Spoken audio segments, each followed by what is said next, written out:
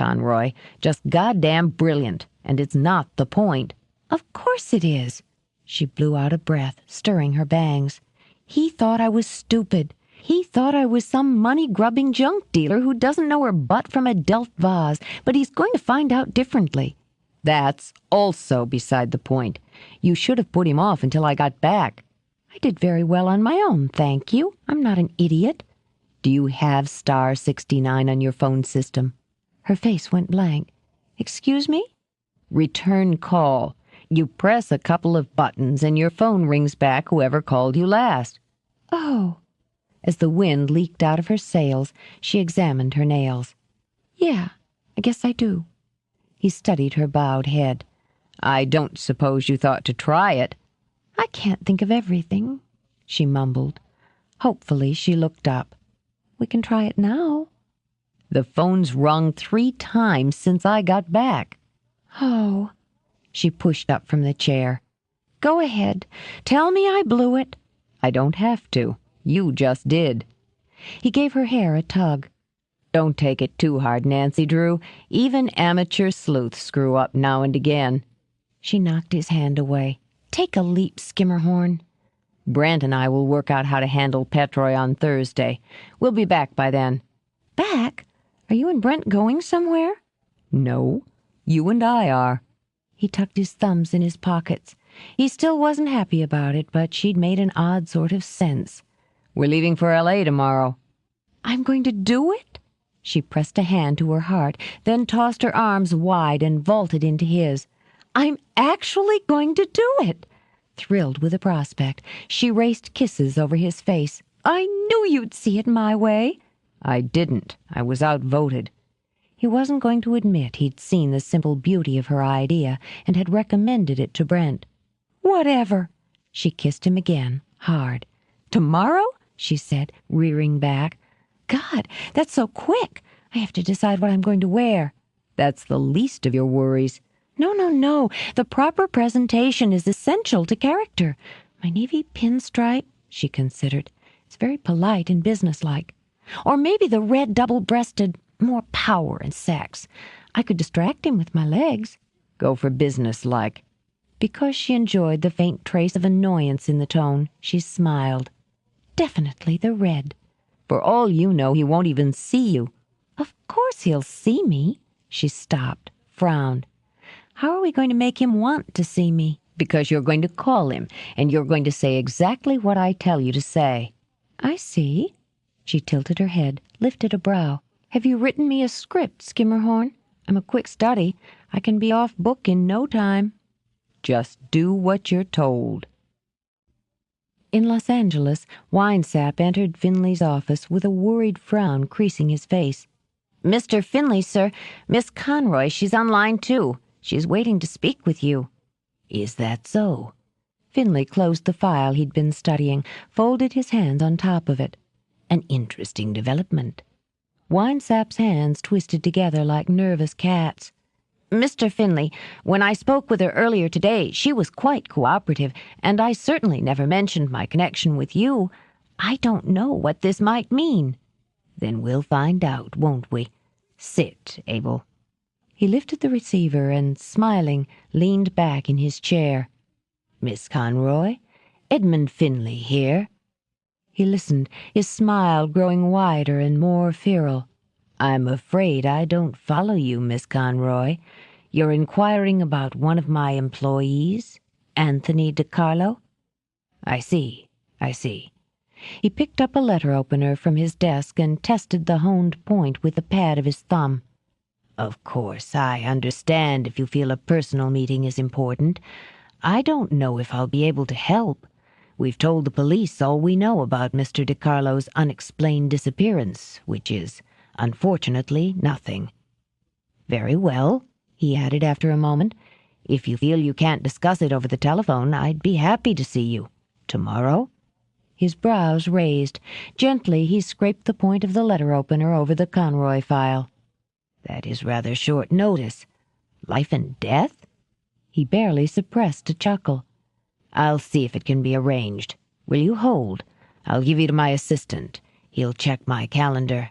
I'll look forward to meeting you." With a flourish of wrist, Finley punched the hold button. Give her 4 o'clock. You have a meeting at 3:30, sir. Give her 4 o'clock, Finley repeated, and held out the phone. Yes, sir. Winesap took the receiver in his damp hand, engaged the line. Miss Conroy, this is Abel Winesap, Mr. Finley's assistant. You'd like an appointment for tomorrow? I'm afraid the only time Mr. Finley has open is at 4. Yes. You have the address? Excellent. We'll be expecting you. Delightful. Finley nodded approval when Winesap replaced the receiver. Simply delightful. Fools walk in, Abel. He opened Dora's file again and smiled genially at her dossier. I'm certainly looking forward to this. Clear my calendar for tomorrow afternoon. I want no distractions when I see Miss Isadora Conroy. She will have all my attention. Tomorrow, 4 o'clock, Dora said, and turned to Jed. He sounded puzzled but cooperative, pleasant but reserved. And you sounded on the verge of hysteria, but controlled. Impressed despite himself, he tipped her face up with his finger and kissed her. Not bad, Conroy. Not bad at all. There's something else. Though she wanted to, she didn't take his hand. If she had, he'd have seen that hers was chilled. I think I just spoke with Mr. Petroy. Finley? No. She forced a thin smile. His assistant, Winesap. 25. Dora was pleased and impressed when the cab pulled up in front of the pink stucco villa that was the Beverly Hills Hotel. Well, well, Skimmerhorn, you surprise me. This makes up for not springing for a night at the plaza in New York. The room's booked in your name. Jed watched Dora gracefully offer her hand to the doorman. The gesture was one of a woman who'd been sliding out of limos all her life. You have to put it on your credit card. She cast a withering look at him over her shoulder. Thanks a bunch, big spender. You want to advertise the fact that you're traveling out here with a companion? He asked when she sailed through the doors and into the lobby. A cop? You left out the X. So I did, he murmured, and waited while Dora checked in. The Tony lobby of the BHH didn't seem exactly the right setting to tell her that the X wouldn't apply much longer. Dora covertly scanned the lobby for passing movie stars when she handed the desk clerk her card for imprint. I'm going to bill you for this, Skimmerhorn. It was your idea to come. True enough. Then I'll only bill you for half. She accepted her card and 2 keys, passed one to the waiting bellman. Some of us are not independently wealthy. Some of us, he said as he slipped an arm around her waist, paid for the airfare. She was touched by the easy way he'd linked them together as they trailed the luggage to the elevator and up to the room. Dora quickly slipped out of her shoes and padded over to the window to check out the view. There was nothing quite so Californian, she mused, as lush lawns, regal palms, and cozy stucco cottages. I haven't been in L.A. since I was 15. We stayed in an incredibly bad hotel in Burbank, while my father did a part in a small, forgettable film with John Voight. It did not distinguish either of their careers.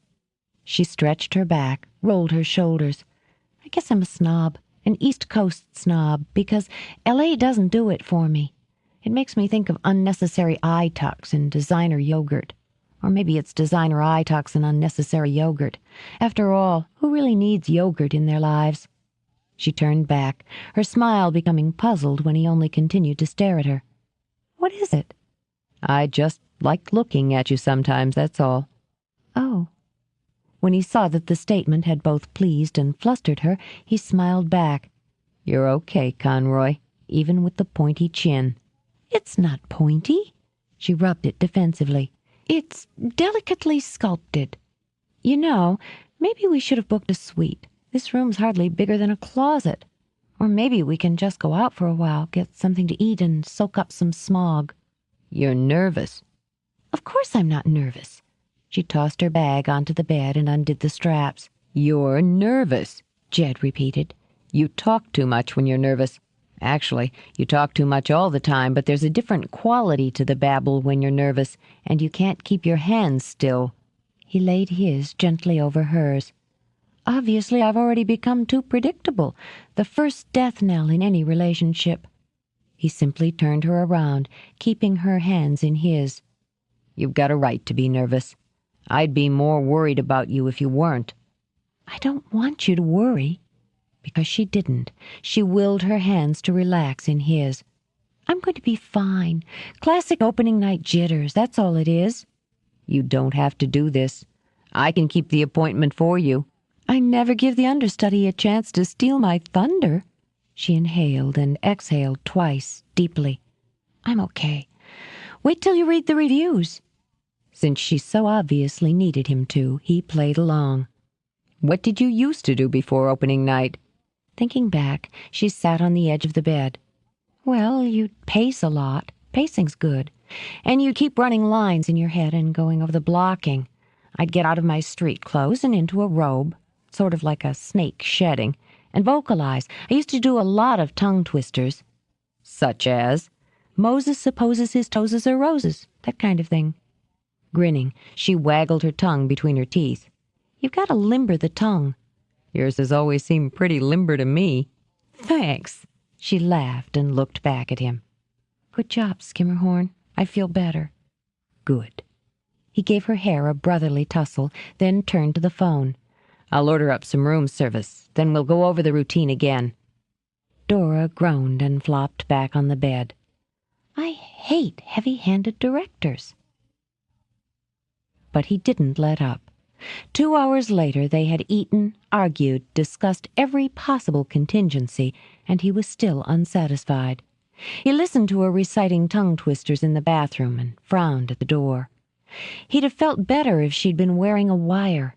Foolish, he supposed, as she'd be walking into a fully staffed office building in broad daylight, but it would have eased his mind.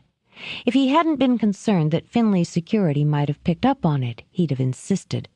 It was a simple job, he reminded himself, one with little to no risk, and he'd already taken the precaution of seeing that the minimal degree of risk was all but eliminated.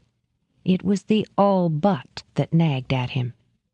The door opened, and Dora stepped out wearing the red suit that showed off every glorious curve in that sexy body, highlighting her legs in a way that would make any man this side of the grave salivate. What do you think? She was holding 2 different pairs of earrings up to each lobe. The drops or the knots? How the hell should I know? The knots, she decided. More discreet. She fastened them on. I'd forgotten how much better you feel once you're in costume. There's just those little ripples of nerves that keep the adrenaline up. She reached for her bottle of perfume. He frowned as she spritzed on scent, the throat, the back of the neck, the wrists, the backs of her knees.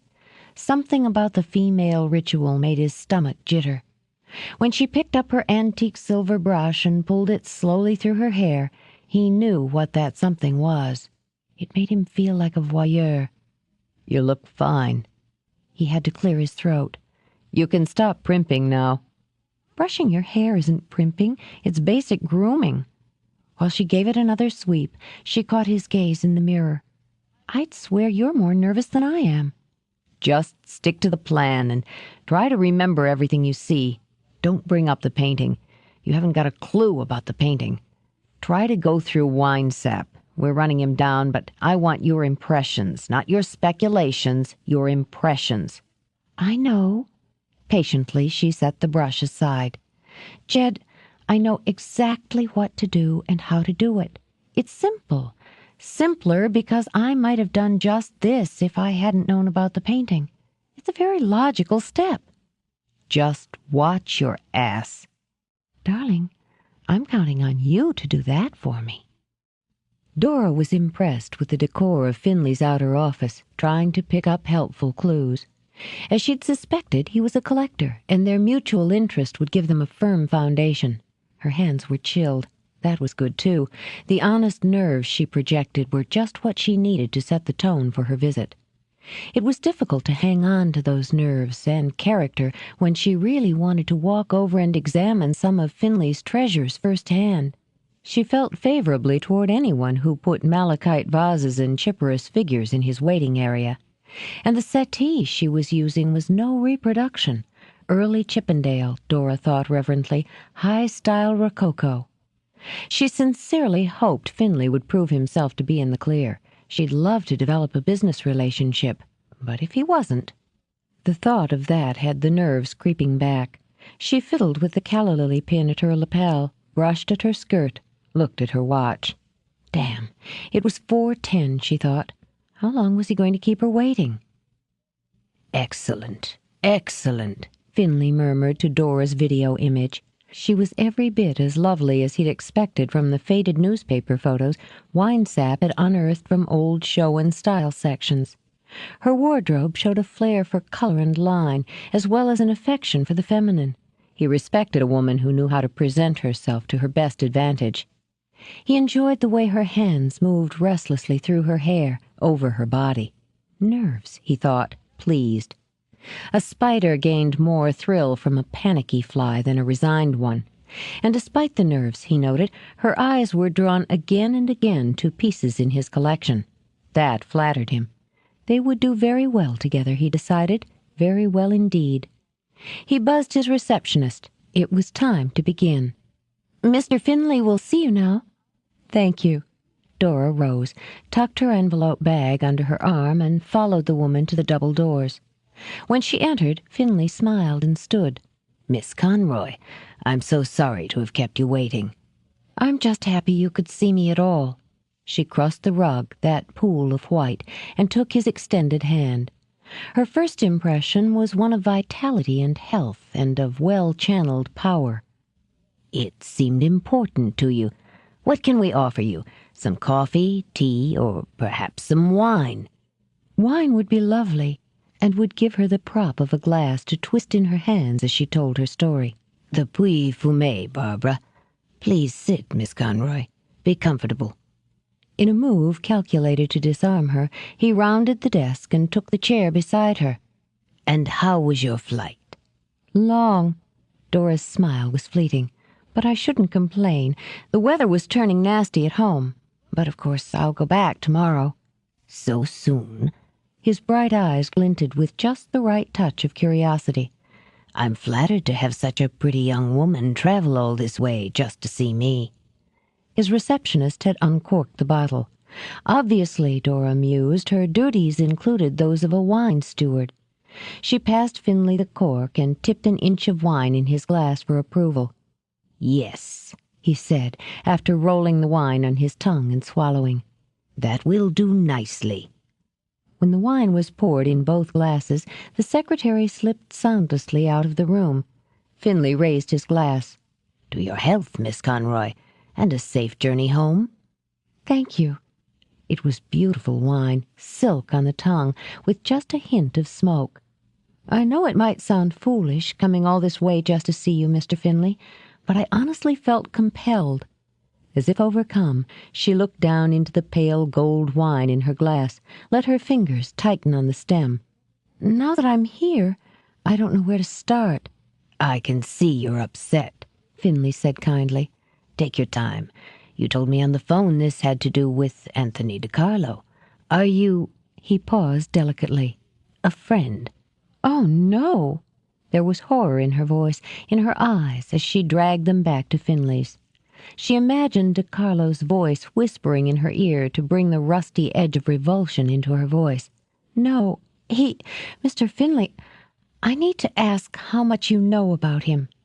Personally? Thinking, he pursed his lips.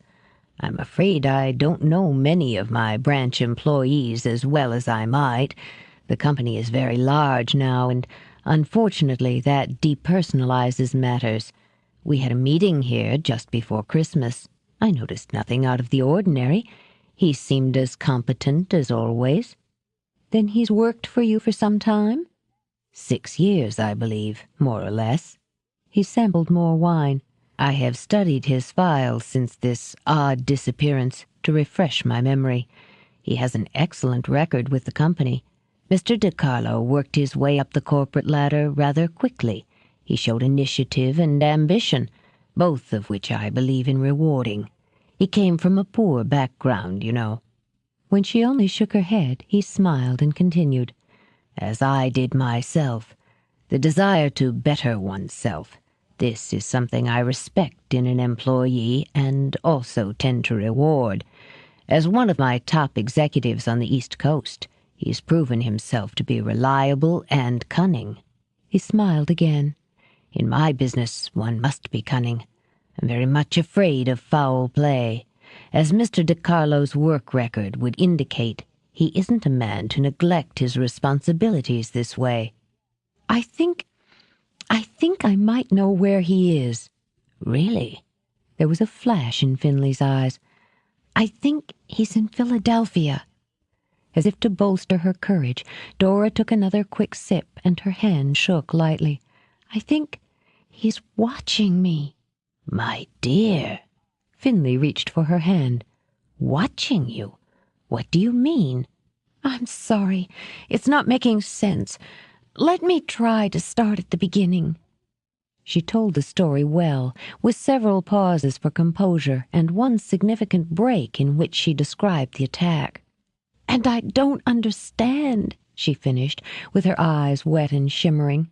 I don't understand why. My dear, how horrible for you. Finley was all baffled sympathy, while his mind performed rapid calculations. It appeared DiCarlo had left out a few significant details, he mused. There had been no mention in his report of an attempted rape, nor of a nightly neighbor coming to the rescue. It explained the bruises on his face during his last and final visit, however. You're telling me, Finley began, his tone lightly shocked, that the man who broke into your shop, the man who attacked you, was Anthony DiCarlo? I saw his face. As if overcome, Dora covered her own with her hand. I'll never forget it. And I identified him to the police. He's killed a police officer, Mr. Finley, and a woman. He left another woman for dead, one of my customers. The thought of Mrs. Lyle urged the first tear down her cheek. I'm sorry. I've been so upset, so frightened. Thank you, she managed, when Finley gallantly offered his handkerchief. None of it makes any sense, you see. He only stole a few trinkets, and as for Mrs. Lyle, my customer, he took nothing of any real value, just a china dog, a statue she'd bought from me the day before. I think he must be crazy, she murmured, lowering her hand again. I think he must be mad. I hope you understand this is difficult for me to take in. Mr. DiCarlo has worked for me for years. The idea of one of my own staff attacking women, murdering police officers. Miss Conroy, Isadora. He took her hand again, gently, a father comforting a child after a bad dream. Are you absolutely certain it was Anthony DiCarlo? I saw his face, she said again. The police said he had a record, nothing like this, and nothing for several years, but I knew he'd had some trouble. With a sigh, Finley sat back. Just as I felt I understood the need to overcome the past mistakes. But I would never have believed. It seems I misjudged him badly. What can I do to help you? I don't know. Dora twisted the handkerchief in her hands. I guess I'd hoped you'd have some idea what to do, where the police might look. If he contacted you... My dear, I assure you, if he contacts me, I will do everything in my power to lead the authorities to him. Perhaps his family knows something. She dried her tears and, calmer, shook her head. The police have questioned them, I believe. I actually thought of going to see his mother myself, but I couldn't. I couldn't face that. I'll make some calls. Do whatever I can to help you. Thank you. She let out a shaky sigh, followed by a shaky smile. I feel better doing something. The worst is the waiting, the not knowing where he is or what he's planning. I'm afraid to go to sleep at night. If he came back, she shuddered sincerely, I don't know what I'd do. You have no reason to think he will. Are you sure he gave you no idea why he chose your shop? None. That's what's so terrifying, to be picked at random that way. Then Mrs. Lyle, He shot her housekeeper and left Mrs. Lyle for dead, all for some little statue. Her eyes, still wet, were guileless and trusting. A man doesn't kill for that, does he? I wish I knew. Finley heaved a heartfelt sigh. Perhaps, as you say, he's gone mad, but I have every confidence in the authorities. I'll say with full confidence that you won't be bothered by Mr. DiCarlo again. I'm trying to hold on to that. You've been very kind, Mr. Finley. Edmund. Edmund. She smiled again, courageously. Just talking it out has helped. I'd like to ask, if you find anything at all, that you'd call me. The police aren't very free with information. I understand. And of course I'll keep in touch with you. We have an excellent security team on retainer. I'm going to put them on this. If there's a trace of DiCarlo, they'll find it. Yes. She closed her eyes, let her shoulders relax. I knew I was right to come here. Thank you.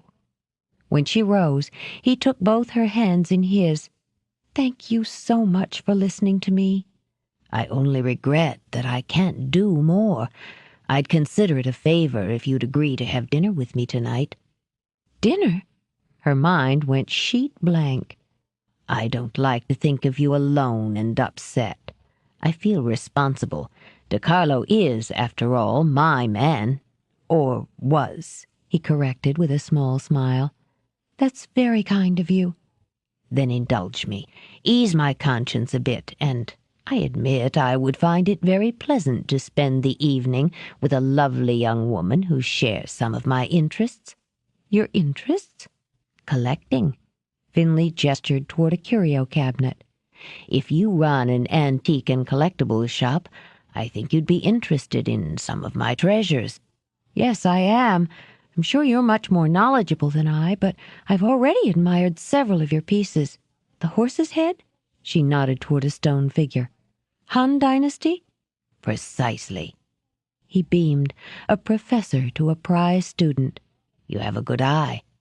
I love things, she confessed. Owning things. Ah, yes, I understand. He reached up to brush a fingertip lightly over her lapel pin. Applique à jour, early 1900s. She beamed back at him. You, too, have a good eye. I have a brooch I'd like you to see. He thought of the sapphire and the pleasure it would give him to taunt her with it. I only recently acquired it, and I know you'd appreciate it. So it is decided. I'll have a car pick you up at your hotel, say 7:30. Please don't misunderstand. My home is fully staffed, so you'll be well chaperoned. But I don't often have the opportunity to show off my treasures to someone who recognizes their intrinsic worth. I'd love your opinion on my pomander collection. Pomanders? Dora said, and sighed. If she hadn't been on a mission, she'd have agreed in any case. How could she resist a collection of pomanders? I'd love to. Dora strolled back into the hotel room filled with the warmth of success. She found Jed pacing, the air blue with smoke, and rattled by an old war movie on television he wasn't watching. What the hell took you so long? It was only an hour. She slipped out of her shoes as she walked to him. I was brilliant, she said, and wrapped her arms around his neck. I'll tell you if you were brilliant. He put a hand on top of her head and pushed her into a chair. Snatching the remote, he ended the war with a fizzle. You tell me about Finley, everything from the top. Is there any coffee left? She picked up a room service pot, sniffed the contents. Let me savor the moment, will you? She poured coffee and sipped it black and tepid. I want some cheesecake, she decided. Order us up some cheesecake, okay? Don't push it, Conroy. You know how to take the fun out of things. All right. She took a last sip, sat back, and told him.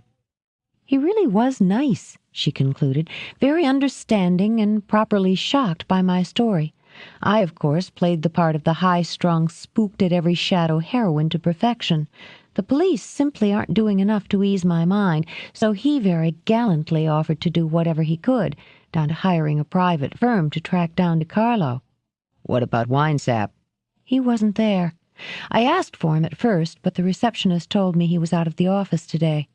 If he's the one who's going to keep the appointment next Thursday, he couldn't afford having you see him.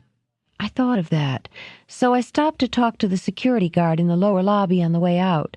I told him I'd seen Abel Winesap's name on the board and that my father had worked with an Abel Winesap once, years ago, and had lost touch.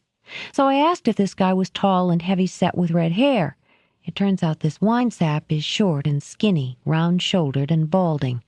Good girl, Nancy. Thanks, Ned. Do you think Nancy and Ned ever made love? You know, in the back of her coupe after a particularly satisfying case? I'd like to think so. Get back on track, Conroy. Okay. Now came the hard part, Dora mused. She would have to work up to it carefully. Finley's office is incredible. Oh, I forgot to mention the monitors. He has a whole wall of them. Kind of creepy, you know. All these television shows running silently side by side with different parts of the building. I guess he has security cameras everywhere. But that's not why it's incredible. He had a Gallet lamp in his office that made me want to sit up and beg, and a Han horse. That barely touches on it. Anyway, I'll see his personal collection at dinner tonight. Jed snatched her wrist before she could bound up. Play that back, Conroy. Slow speed. I'm having dinner with him. What makes you think so? Because he asked me, and I accepted. And before you start listing all the reasons why I shouldn't, I'll tell you why I should. She'd worked it out, point by point, in the cab on the way back. He was kind to me in the office, very concerned and avuncular. He believes I'm in town alone and that I'm upset. He knows I have a rabid interest in collectibles and antiques. If I'd said no, it would have set the entirely wrong tone. If he's involved, the last place you should be is alone with him at his house. If he's involved, she countered, the last place he'd want anything to happen would be his own house, especially when I tell him I called my parents to check in and told them I'd be having dinner with him. It's a stupid idea. It isn't. It will give me more time to cultivate him. He likes me, she added, and walked over to the closet. She'd brought a little black dress along and had paired it with a glittery bolero jacket in red and gold stripes. Holding them in front of her, she turned to the mirror. He doesn't like the idea of me spending the evening alone in L.A. while I'm upset. Jed watched the sequins glimmer through narrowed eyes. Did he come on to you? Dora paused in the act of unbuttoning her suit jacket. Are you jealous, Skimmerhorn? The laugh bubbled out, quick and delighted. Isn't that cute? I am not jealous. He'd never been jealous of a woman in his life. Never. He wasn't about to admit it now. I asked you a simple question, and I'd like an answer. She took off the jacket, revealing the creamy lace and silk of the camisole beneath. You're going to put yourself in the awkward position of making me tell you I love you again. We wouldn't want that, would we? When his stomach clenched, he swore under his breath, grabbed another cigarette. Maybe I'm fed up with watching you deck yourself out for another man. That's what I'm here for, isn't it? To meet him, gain his sympathy and confidence, and to find out everything I can? With her head tilted to the side, she studied Jed's set face. Would you feel better if I told you I didn't have any intention of sleeping with him? Yeah, I'll rest easy now. He blew out a frustrated stream of smoke. I don't like you going in there alone. I don't have enough on him, and I don't like it. You'll have more when I get back, won't you? She walked over to hang up the jacket. He crossed the room so quietly she jumped when his hands touched her shoulders. I'm not used to being the one who waits. She arranged the jacket meticulously on the hanger. I guess I can understand that. I never had anyone to worry about before. I don't like it. I can understand that, too. She unzipped her skirt and clipped it neatly on another hanger. I'll be fine. Sure you will. He lowered his cheek to the back of her head. Dora. What could he say, he wondered? Nothing that was churning inside him seemed right. I'll miss you tonight. I guess I've gotten used to having you around. Wonderfully touched, she smiled and lifted a hand to cover one of his. "You're such a sentimental slob, Skimmerhorn. It's always hearts and flowers with you." "Is that what you want?" He turned her to face him. "Is that what you're looking for?" Her smile didn't quite reach her eyes as she brushed her knuckles over his cheek. "I've got a heart, thanks, and I can buy flowers any time I like." To comfort him, she nuzzled her lips to his. "I've also got an hour before I have to get ready. Why don't you take me to bed?" It would have been a pleasure and a relief, but both pleasure and relief would have to wait. "We've got work to do, Conroy. Put on your robe and we'll go over the ground rules for your dinner." Huffing, she stepped back. "I'm standing here in little more than a lace garter belt, and you're telling me to put on a robe?" "That's right." "You have gotten used to me," she muttered. 26. Dora stepped off the curb and into a white Mercedes limo at precisely 7:30. There was a single white rosebud laid across the seat and a Beethoven sonata playing softly on the stereo. A bottle of champagne was iced beside a crystal bowl of beluga. Brushing the rose petals across her cheek, she looked up toward the window where she knew Jed would be watching. Too bad, she mused as the car pulled smoothly away. It appeared that she did need hearts and flowers, and was unlikely to receive them from the man who mattered most. Because she was looking back, she noticed a man in a gray suit slip into a dark sedan and cruise out into traffic behind them. Dora closed her eyes, slipped out of her shoes to run her bare feet luxuriously over the plush carpet, and put all thoughts of Jed behind her. For the next few hours, she was alone. Armed with a glass of champagne and a toast point of caviar, she enjoyed the ride up into the hills. Though under other circumstances she might have struck up a conversation with the driver, she hugged the silence to her and prepared for Act Two. After her impressions of his office, she'd expected Finley's house to be lavish. She wasn't disappointed.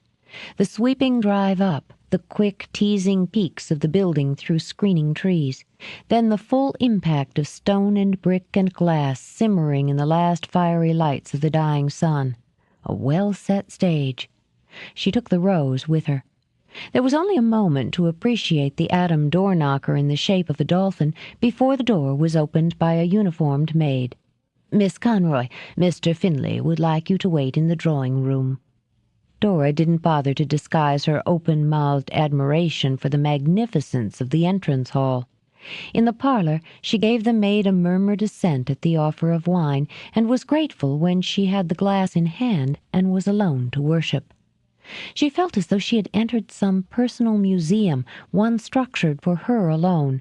Everything she saw was spectacular, and every piece her eyes feasted on seemed more glorious. So glorious it was impossible not to gorge. She saw herself reflected in the George III mirror, ran her fingers delicately over a mahogany armchair of the same period, crooned over a Japanese Kakemon tiger.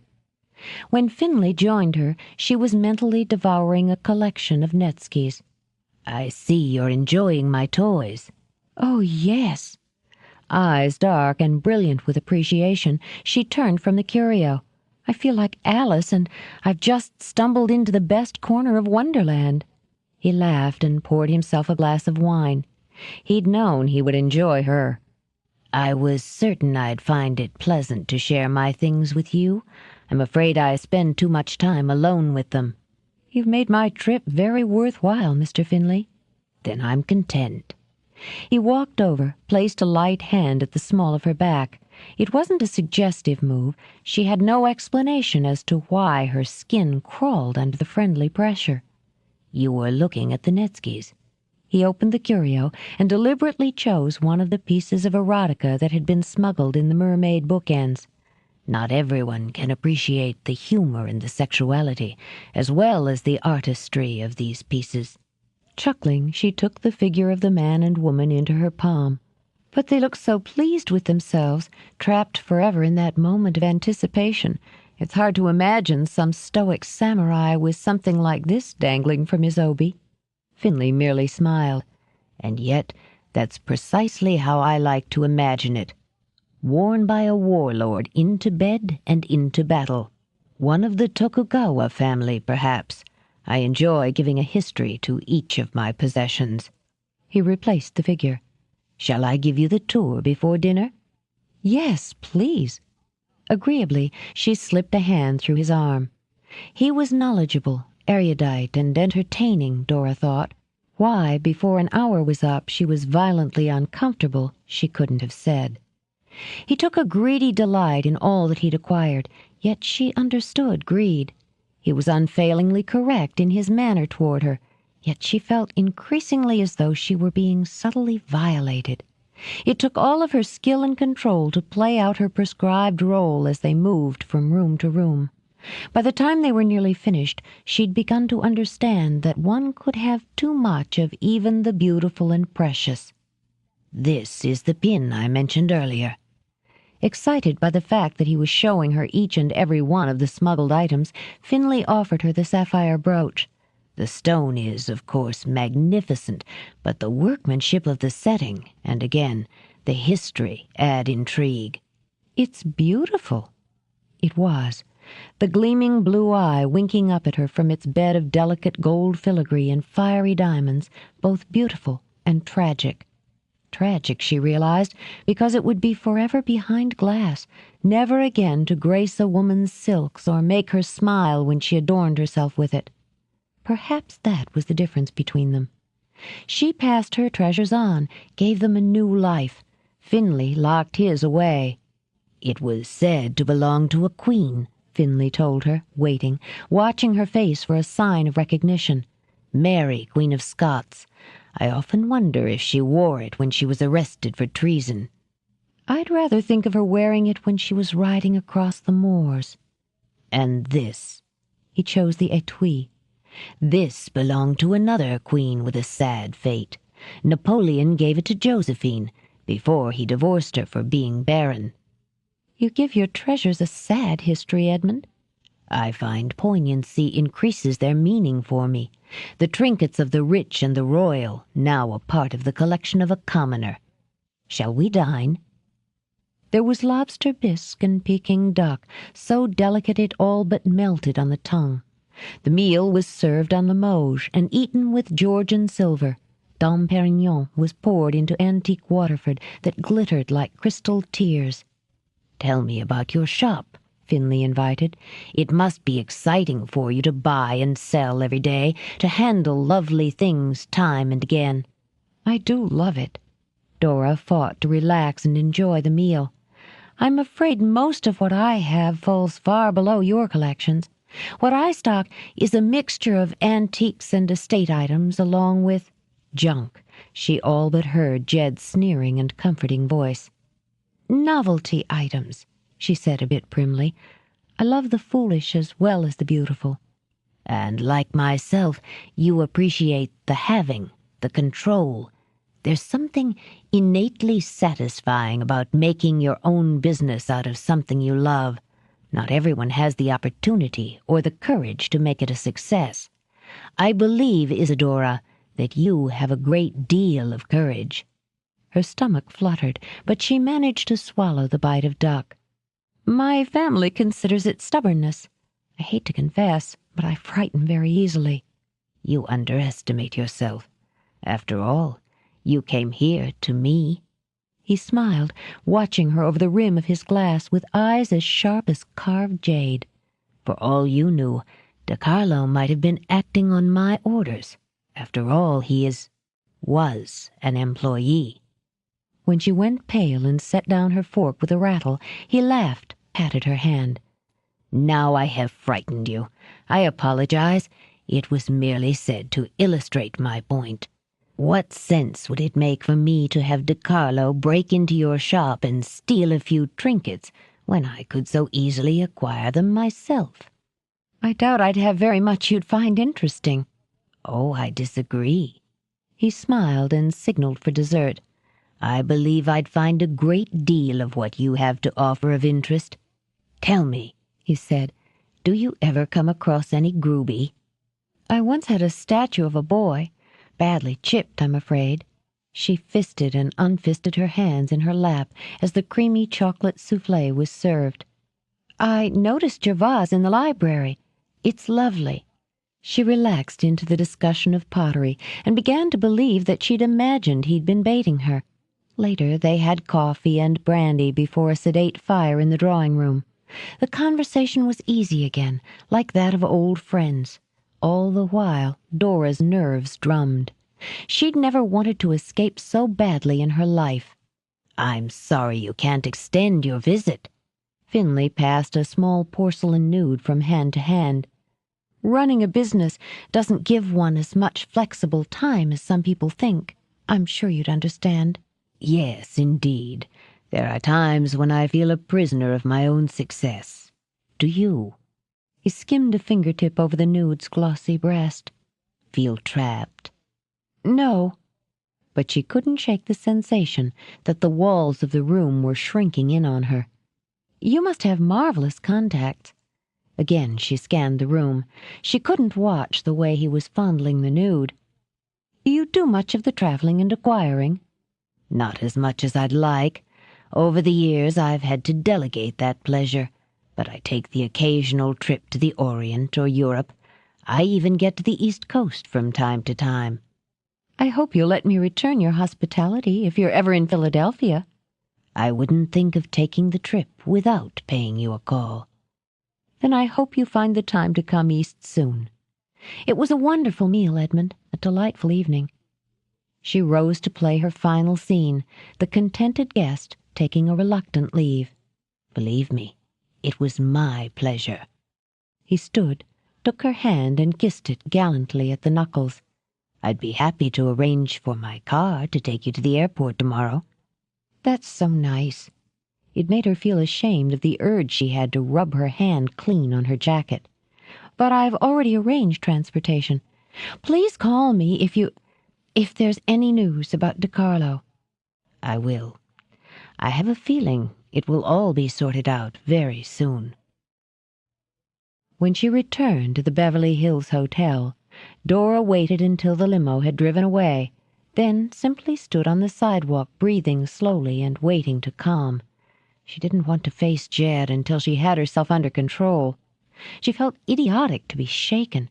Though she knew she would have to tell him how the evening had affected her, she wanted to be cool and precise when she did so. Then she saw the dark sedan pull up across the street, and the man with the gray suit. On a skitter of panic, she bolted into the lobby. "Jumping at shadows, Conroy," she berated herself while her heartbeat roared in her ears. Chin up. She punched the button for the elevator. It was just jet lag. It helped a great deal to believe it. She was overtired and overstressed. Once she'd gotten through relaying everything to Jed, she'd get a good night's sleep and be fine again. By the time she'd ridden up to her floor and slipped the key into the lock, she had herself back in line. She was even able to smile when she walked in and saw Jed scowling out of the window. "Ah, you waited up for me." "You're always good for a laugh, Conroy. You really ought to—" He broke off after he'd turned and gotten a look at her. He hadn't known anyone could appear so exhausted and still stand on both feet. "What?" Such were her nerves that she groped at her throat and stepped back. "What is it?" "Nothing. My mind was wandering. Have a seat." "I'd just as soon get out of this dress first." Habit had her going to the closet for a hanger. "Let me give you a hand." He tugged down the zipper for her. Casually, he gave her shoulders a quick massage and found them, as he'd suspected, knotted with tension. "You want a nightgown or something?" "Or something." She sat tiredly on the edge of the bed to remove her hose. "You had something for dinner, didn't you?" "I'm a big boy now, Conroy." He unhooked the black strapless bra, tossed it aside, then slipped the thin nightshirt over her head. "We had duck." "Beats the hell out of my cheeseburger." "It was excellent. The house, really, you should see it. It's immense, with all these lofty rooms leading into other lofty rooms. I've never seen so many museum-quality pieces in one place." When her eyes began to droop, she shook her head. "I need to wash my face. You should see if you can get some kind of financial report on EF Incorporated. In the bathroom, she ran the water cold, scooping it up with both hands to splash on her face. The butler served coffee out of a Meissen worth 12,000. She yawned and splashed more water. And a paperweight in the library, an Elmerick Walter. I watched one go at Christie's a couple of years ago for 15 big ones. Plus this, I don't want an inventory. Sorry. After choosing a tube from the bathroom counter, she began creaming off her makeup. I've never seen a collection to compare with it, never heard of one to compare with it. You can't even call it a collection, really. It's more of a private little empire. Dutifully, she dabbed on moisturizer. And there was something odd about the way he showed it to me. In what way? Like he was waiting for me to do something, say something. She shook her head. I don't know. I can't explain exactly, but the atmosphere was different than it had been in his office. Her eyes met his in the mirror. There were faint bruises of fatigue under hers and a fragility to her skin now that it was without the shield of cosmetics. He spooked me, Jed. He was a perfect gentleman, a perfect host, and being alone with him terrified me. Tell me. He combed a hand through her hair. It doesn't have to make sense. Relieved, she nodded and walked back in to sit on the side of the bed. He took me all through the house, she began, and like I said, there was something off about the way he showed off his pieces. A handful of them in particular. I could feel him watching me when I looked at them, and it was like watching someone masturbate. I kept telling myself I was imagining it because he was being so charming. We had dinner, this elegant dinner in this elegant room on elegant china, and we discussed art and music and so forth. He never touched me in a way that wasn't perfectly correct, but she laughed a little. I'd really appreciate it if you wouldn't say I was being an over-imaginative female when I tell you this, because that's exactly how I feel. But I felt as though he was seeing me naked. We're spooning up this incredibly delicate souffle with Georgian silver, and I felt as though he could see right through my dress. I have no explanation for it, just that unshakable and very creepy feeling. Maybe he was thinking of you that way.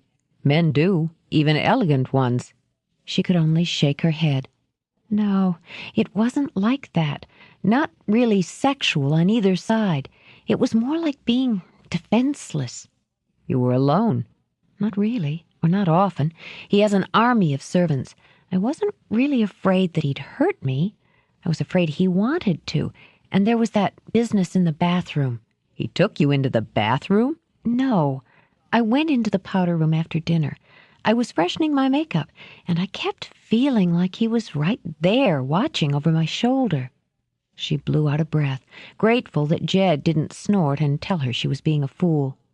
I honestly didn't think he had anything to do with this whole business after I'd left his office this afternoon. And now, I don't know what to think. I do know that I wouldn't want to go back into that house even if he offered me my pick of his pomanders, which, I might add, were wonderful. You don't have to go back. We'll see if the IRS wants to poke a few fingers into Finley's pie. Good. There was a throbbing over her left eye she couldn't quite rub away. You might see what you can find out about a sapphire brooch, possibly 16th century. The stone looked to be about 8 carats in a horizontal setting of gold filigree with some small round-cut diamonds. He made a real issue of showing it to me. Fine. You did good. Yeah. She gave him a sleepy smile. Do I get a detective's gold star? That's gold shield, Nancy. And no, you're retiring. Good. You want something for that headache? She stopped rubbing her temple long enough to grimace. Morphine, but I didn't bring any along. I do have something less effective in my makeup bag. I'll get it. Stretch out. She took him up on it without bothering to crawl under the sheets. I forgot. I saw this guy in a dark sedan. God, that sounds like a Charlie Chan movie. Anyway, I saw him pull out after the limo when we left. Then he drove up a few minutes after I got back. I don't know why Finley would have me followed to and from his house, though. He didn't. I did. Where the hell do you keep pills? You've got all these little bottles. The pills aren't in a bottle. They're in a box. What we call a pill box in the trade. Smartass. The little one with the enameled violets. What do you mean you had me followed? I've had you tailed all day. Local PI. She was smiling when he walked out with the pills. Almost as good as flowers, she murmured. You hired a bodyguard for me. I hired him for me, he said lightly. After pillowing her head on her folded arms, she shut her eyes. Straddling her, he began to rub her neck and shoulders. Relax, Conroy. You don't get rid of a stress headache by tensing up. But his fingers were already working their magic. Jed. Her voice was a thick murmur, hardly audible. Yeah? Mirrors. I forgot. He has dozens of them. You couldn't walk into a room without seeing yourself coming and going. So he's vain. I've got a cheval glass I could probably sell him. Shut up, Conroy. You're off the clock. Okay, but I don't think he just likes to watch himself. I think he likes to watch. Okay, he's a vain pervert. He ran the heels of his hands down the sides of her spine. I know, that doesn't make him a smuggler. I wish... Wish what? But whatever she wished, it would remain unsaid. She was asleep. Quietly he turned down the covers and, lifting her, slipped her between the sheets. She never stirred. Jed studied her a moment before he turned off the lights, got in bed beside her. After a little while, he gathered her close to hold her while he joined her in sleep. Because his arms were around her, her first shudders awakened him. Instinctively he tightened his grip, his hands soothing at her neck. Hey, Dora, come on, pull out of it. He heard her gasping gulp of air, and her body trembled hard as she broke through the surface of the dream. Bad one, huh? He murmured. She responded by pressing her face to his chest. Can you reach the light? I need the light. Sure. Keeping an arm firm around her, he shifted to grope for the switch. The light flashed, cutting through the unrelieved dark. Better? Yeah. But she continued to shiver. Want some water? No. The instant panic in the word had her biting down on her lip. Just stay right here, okay? Okay. And don't let go. I won't. And because he didn't, her fluttering heart began to settle again. That was the first nightmare I've had since I reread Stephen King's The Shining. Scary book. Though his eyes were far from calm, the kiss he brushed over her hair was light and easy. Too bad about the movie. Yeah. Her laugh was shaky, but it was a laugh. I didn't know you went in for horror stuff, Skimmerhorn. It relieves tension. It's tough to worry about life's little problems when you're reading about kitty vampires or The Walking Dead. I've always been a sucker for The Walking Dead. Because he didn't ask, didn't press, she found herself able to tell him. I was in that house, Finley's house, all those rooms and mirrors, all those things, those beautiful things. Did you ever read Something Wicked? Bradbury, sure. In the carnival, that house of mirrors? Remember, if you bought a ticket, they promised you'd find what you wanted inside. But it was a very nasty trick. That's what it was like. I wanted to see all those beautiful things. Then I couldn't get out. DiCarlo was in there too, and Finley. Every time I turned, one of them was there, reflected all around me. I kept running into walls of glass. Taking comfort in the heat of Jed's body, the press of muscle, she cuddled closer. I feel like a jerk. You shouldn't. I've had some buttes. You have? Intrigued, she tilted her head to study his face. Really? My rookie year, I responded to a shots fired. I was lucky enough to be first on the scene of a murder-suicide. He didn't add that what was left of a human head after a shotgun blast was not a pretty sight. My subconscious pulled that little scene out on me in the middle of the night for weeks after. And after Elaine, he hesitated, then continued. I kept reliving that, running across the lawn, through the roses, watching her turn her head to look at me, the sound of the blast when she turned the key. I'll take the kitty vampires any day. Yeah, me too. They lay for a moment in silence. Jed? You want to see if there's an old horror movie on TV? Conroy, it's nearly 6 in the morning. It's too dark to be nearly 6 in the morning. The drapes are closed. Oh. Tell you what. He shifted, rolling on top of her and catching her chin between his teeth. Why don't I show you something really scary? She chuckled and slipped her arms around his neck just as the phone shrilled beside them. Her heart shot to her throat and pushed out a shriek. Hold that thought, he murmured, then lifted the receiver. Skimmerhorn. Jed, sorry to wake you. But the edge of excitement in Brent's voice had nothing to do with apology. I've got something you might want to check out. Yeah? Automatically, Jed rolled over and picked up the pen from the nightstand. I just picked up a fax from the sheriff's department out there. A couple of hikers stumbled over a body a few days ago wedged in a shallow ravine in the hills. There was enough left for a couple of prints. We can stop looking for DiCarlo. He's real dead. How long? They're having a tough time pinpointing it, given the exposure and the wildlife. Sometime around the 1st of the year. Since you're out there, I figured you might want to talk to the coroner, the investigating officers. Give me the names. Jed wrote down the information. I'm going to fax them back as soon as I hang up with you. Brent continued. Tell them that you were on a related investigation out there. They'll be ready for you.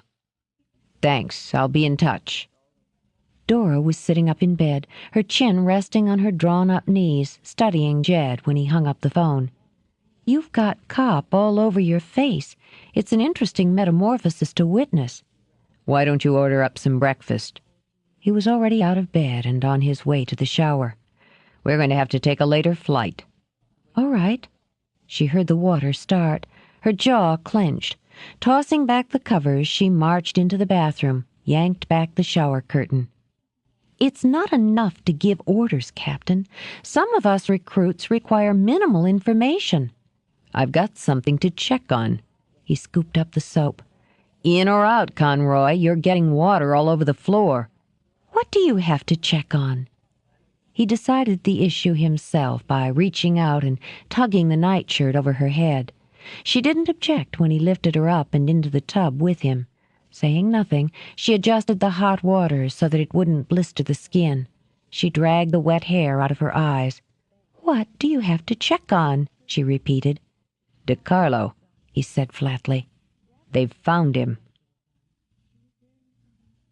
27. Sheriff Curtis Dearborn harbored an innate distrust of outsiders. Since he considered any member of the LAPD an outsider, an East Coast cop was an entity to be watched with extra care. He was a towering, well-muscled man who wore his uniform proudly starched, kept his sandy mustache well trimmed and lightly waxed, and spit-polished his boots. Beneath his military sense of polish and style lurked a well of country boy charm that he used cleverly and with great success. He rose from his desk when Jed and Dora entered. His square, handsome face was set in serious lines. His handshake was dry and firm. Skimmerhorn, pretty handy you being out our way when we identify the John Doe. Jed summed up his man instantly. Dearborn was going to be territorial. Jed's first move was to acknowledge Dearborn's authority. I appreciate your passing on the information, Sheriff. I'm sure Lieutenant Chapman filled you in on the mess we've got back home. This quick work on your part will be some comfort to Officer Trainor's widow. It was exactly the right button. Dearborn's eyes frosted, his mouth thinned. Your lieutenant told me the corpse was a cop killer. I'm only sorry the coyotes didn't take more of an interest in him. Sit down, Captain. Miss Conroy. Thanks. Stemming in patience, Jed took a seat. If he rushed Dearborn, it would probably cost him hours of time in diplomacy. I was told there was no identification on the body. Not a lick. Dearborn's chair creaked comfortably as he sat back. But we ruled out robbery right off. The wallet was gone, but the guy had a diamond on his pinky and one of those gold chains around his neck. Dearborn sneered just enough to let Jed know he considered such trappings suspiciously unmasculine. The body wasn't in such good shape, but I didn't need the coroner to tell me how he bought it. He'd been gut shot. Not much blood on the tarp he'd been wrapped in, though. Stands to reason the body'd been moved after it bled to death. Probably took a good long nasty time. Begging your pardon, ma'am, he said for Dora's benefit. Coroner confirmed it. I'd like a look at the coroner's report, if that's all right, Jed began, and any physical evidence you've gathered. The more I go back with, the better. Dearborn drummed his fingers on the desk as he considered. East Coast wasn't pushy, he decided. I think we can accommodate you there. We've got the tarp and what's left of his clothes downstairs. I'll have the rest of the paperwork brought in after you've finished. If you want to look at the body, we'll take a run down to the coroner's. I'd appreciate that if Miss Conroy could wait here, he said as Dora started to rise. It's fine. Dearborn admired a woman who knew her place. You just make yourself comfortable.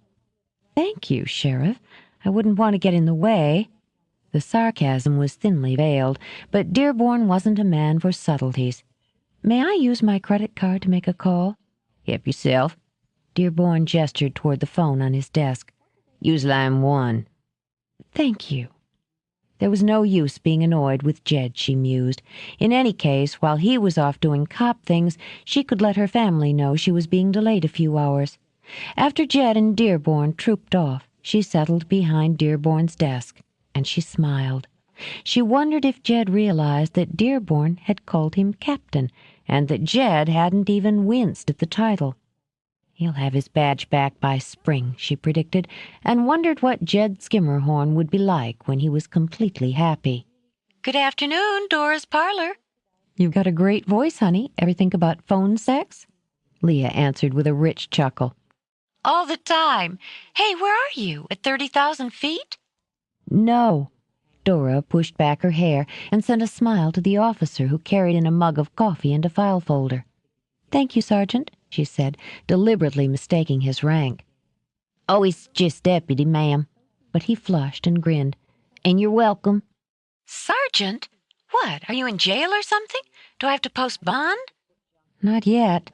She picked up the mug, tapping a finger idly against the file the deputy had set on the desk. Just taking care of a little business Jed wanted to handle while we were here. No need to mention dead guys and gut shots, she mused. No need at all. So we'll be taking a later plane. Everything there okay? Everything's fine. We sold the Sherborne desk this morning. Oh. As always, with a particularly loved piece, Dora felt the twin tugs of pleasure and regret. No haggling either. The smug pride came through. Oh, how did your meeting go? Meeting? With the import-export guy. Oh. Hedging, Dora thumbed at the file tab. It went. I don't think we'll be doing business after all. He's out of my league. Well, I don't suppose you'd consider the triple waste. See any movie stars? Not a one, sorry. Oh, well, you had Jed along to help you soak up the L.A. sunshine. There was that. She didn't add that she calculated she'd spent more time with Jed on the plane than she had since they'd landed. Call me when you get in so I'll know you're safe and sound. All right, Mommy. I don't imagine we'll make it much before 10 your time, so don't start worrying until after 11. I'll try to restrain myself.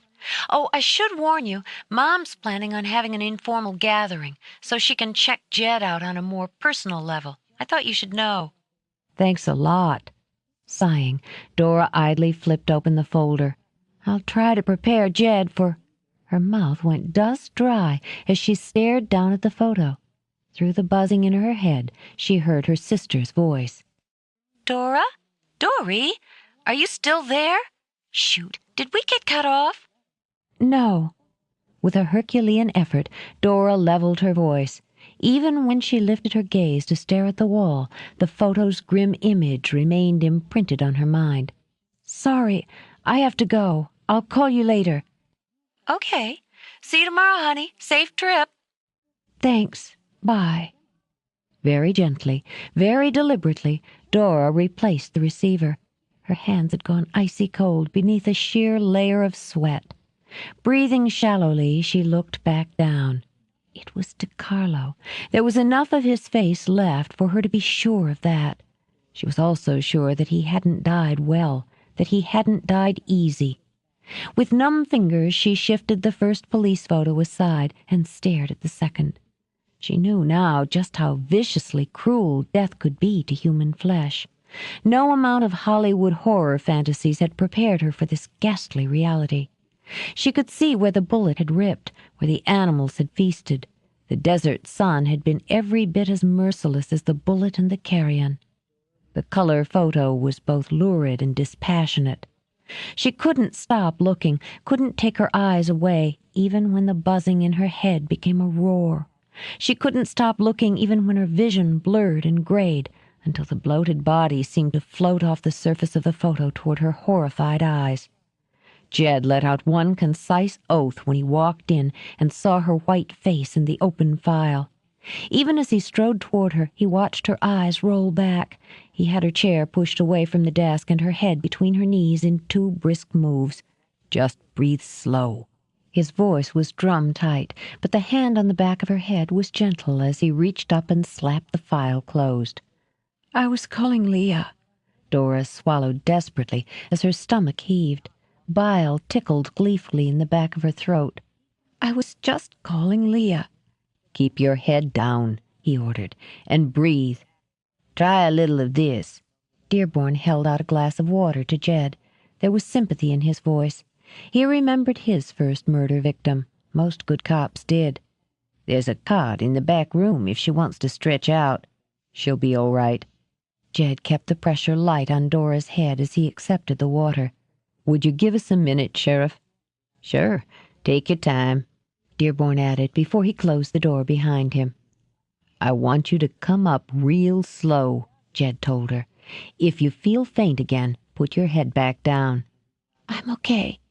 But the trembling was worse than the nausea and much more difficult to control. She let her head fall back against the chair and kept her eyes closed. "I guess I've made a lasting impression on the sheriff." "Try some of this." He brought the cup to her lips, urging her to swallow. "I want you to feel better before I yell at you." "You might have to wait a while." She opened her eyes as she sipped. Yes, his were angry, she realized, really angry, but she couldn't worry about that just yet. "How can you face that?" she said softly. "How can you possibly face that on a regular basis?" He dipped his fingers in the cool water and rubbed them on the back of her neck. "Do you want to lie down?" "No, I don't want to lie down." She looked away from him. "And if you have to yell, get it over with. But before you do, you should know I wasn't prying or playing detective.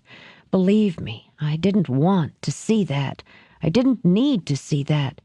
Now you can start working on forgetting it." "Is that what you do?" She made herself look at him again. "Do you just file this sort of thing away and forget it?" "We're not talking about me. You have no business being this close, Dora." "I have no business?" She moistened her dry lips and set the cup aside before she forced herself to stand.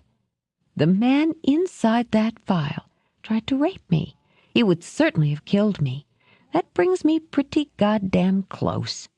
Even knowing that, knowing what he did and what he tried to do, I can't justify what I saw in those pictures. I just can't. I guess I want to know if you can."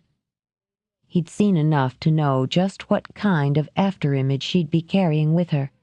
He'd seen enough to know it was worse than most. "I don't justify, Dora. If you want to know if I can live with it, then yeah, I can.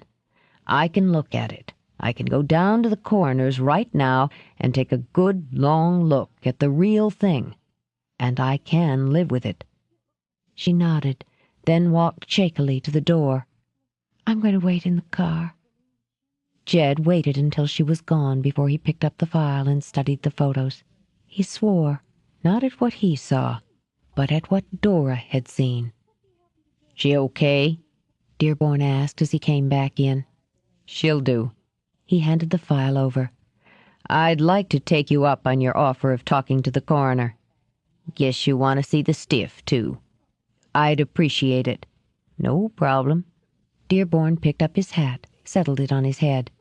You can read the autopsy report on the way. It's interesting. Our pal had a hell of a last meal. Dora refused the snack the flight attendant offered and stuck with icy ginger ale. Her system balked at even the thought of food. She did her best to ignore the scents of deli meat and mayo as the other passengers dug in. She'd had a lot of time to think, stretched out on the front seat of the rental car while Jed had been with Dearborn. Time enough to realize that she'd taken her shock and revulsion out on him, and he hadn't taken his anger out on her. "You haven't yelled at me yet." Jed continued to work his crossword puzzle. He'd have preferred to read through Dearborn's reports again, but they would wait until he was alone. It didn't seem worth it. "I'd rather you did, so you'd stop being mad at me." I'm not mad at you. Could have fooled me. She wasn't certain what she was feeling herself, only knew it had to be put behind them. "You've hardly spoken since we left L.A., and if I hadn't been making a fool of myself in the sheriff's office, you'd have torn into me." His eyes flicked up from his paper to meet her strained smile. "You wanted to?" Yeah, I wanted to. But I wasn't mad at you. I was mad because you'd seen those pictures. Because I knew you'd walked through a door you wouldn't close easily, and never completely. There was nothing I could do about it. She put a hand over his. "I can't go as far as saying I'm glad I opened that file, but you were right, it brings me closer. I think I'd handle it all better if you told me what you found out from Sheriff Dearborn and at the coroner's. Speculation can be even worse than reality." There isn't that much to tell. But he let the paper fall into his lap. We know DiCarlo flew out to the coast on New Year's Eve, rented a car, booked a hotel room. He didn't sleep in the room that night. He didn't return the car. That hasn't turned up yet either. Apparently, he'd also booked a flight for Cancun, but he didn't use the ticket. So he didn't plan on coming back east any time soon. She left her hand over his as she tried to think it through. "Do you think he came out to see Finley?" If he did, he didn't sign in. There's no record of him going to the offices on that date. If we go by the theory that he was working for himself, DiCarlo might have run into some bad luck on his way out of the country. Or he could have had a partner, a business disagreement. "Makes me glad I'm in business for myself," Dora murmured.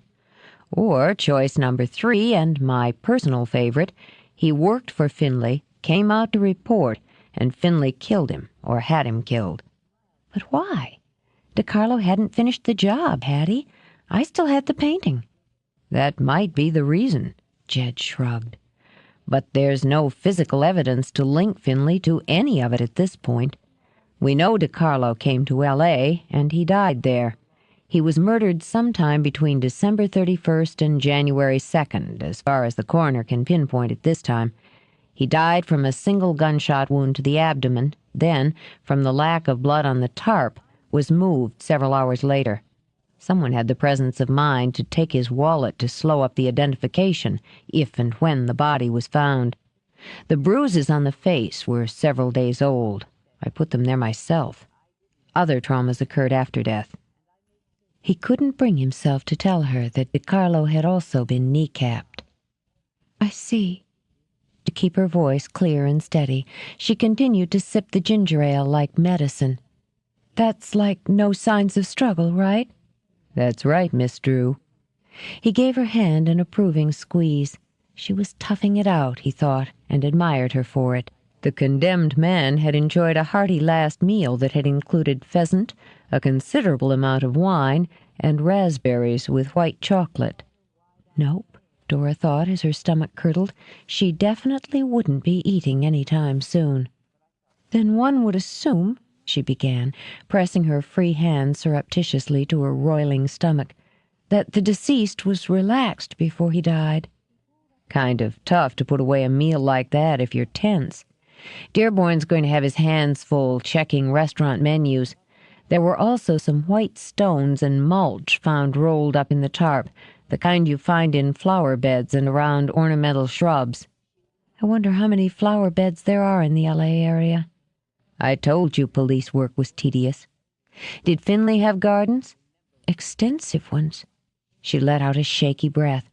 He's very proud of them and was disappointed that there was a cloud cover so he couldn't show them to me properly in natural starlight. I admired part of them from his solarium. Her color had drained again when she turned to look at Jed, but her voice was level. They were very neat and tidy, well mulched with narrow pathways of white stone. You've got good eyes, Conroy. He leaned over and kissed her. Now close them for a while. I think I'd be better off watching the movie. She reached unsteadily for the headphone. What did they say it was? It's the new Costner flick. Jed plugged the cord in for her. I think he plays a cop. Perfect, Dora sighed, slipped on the headphones and escaped. In L.A., Winesap entered Finley's office. Timid men, like small dogs, often sense the mood of their master by the scent of the air. Winesap was wringing his hands. You wanted to see me, Mr. Finley? Without looking up from his paperwork, Finley gestured Winesap in. With a stroke of his pen, he initialed changes in a contract that would eliminate nearly 200 jobs. His eyes were blank when he sat back. How long have you worked for me, Abel? Sir? Winesap moistened his lips. 8 years now. 8 years. Nodding slowly, Finley steepled his index fingers and tapped his top lip. A fair amount of time. Are you happy in your work, Abel? You feel you're well treated, well compensated? Oh, yes, sir. Absolutely, sir. You're very generous, Mr. Finley. I like to think so. And just, Abel. Do you find me a just man as well? Always. Unbidden, the image of DeCarlo's bloody body flashed into his brain. Without exception, sir. I've been thinking of you this morning, Abel, all through the morning and into the afternoon. And as I did so, it occurred to me that over these 8 years, did you say? Yes, 8. Winesap began to feel like a spider stunned by a hornet. 8 years. That over these 8 years, Finley continued, I've had very little cause to criticize your work. You are prompt, you are efficient, you are, in most cases, thorough. Thank you, sir. But Winesap only heard the words, most cases. He felt fear. I do my best. I believe you do, which is why I find myself so disappointed today. I believe you did your best, and it wasn't quite enough. Sir! Winesap's voice was a squeak. You perhaps haven't found the time in your busy schedule to read the morning paper. I glanced at the headlines, Winesap said apologetically. Things have been a bit hectic. One should always make time for current events. With his eyes glittering on Winesap's face, Finley stabbed a finger at the newspaper on his desk. Such as this. Read it now, Abel, if you will. Yes, sir. All but shaking in terror, Winesap approached the desk and took the paper. The article Finley referred to was circled over and over again in blood-red ink. Body discovered by hikers, Winesap began, and felt his bowels loosen. An unidentified body was discovered several days ago in a ravine. Finley snatched the paper away with a snap. Your reading voice is weak, Abel. Let me do it for you. In flowing, melodious tones, Finley read the sketchy report, ending with a standard line about the police investigating.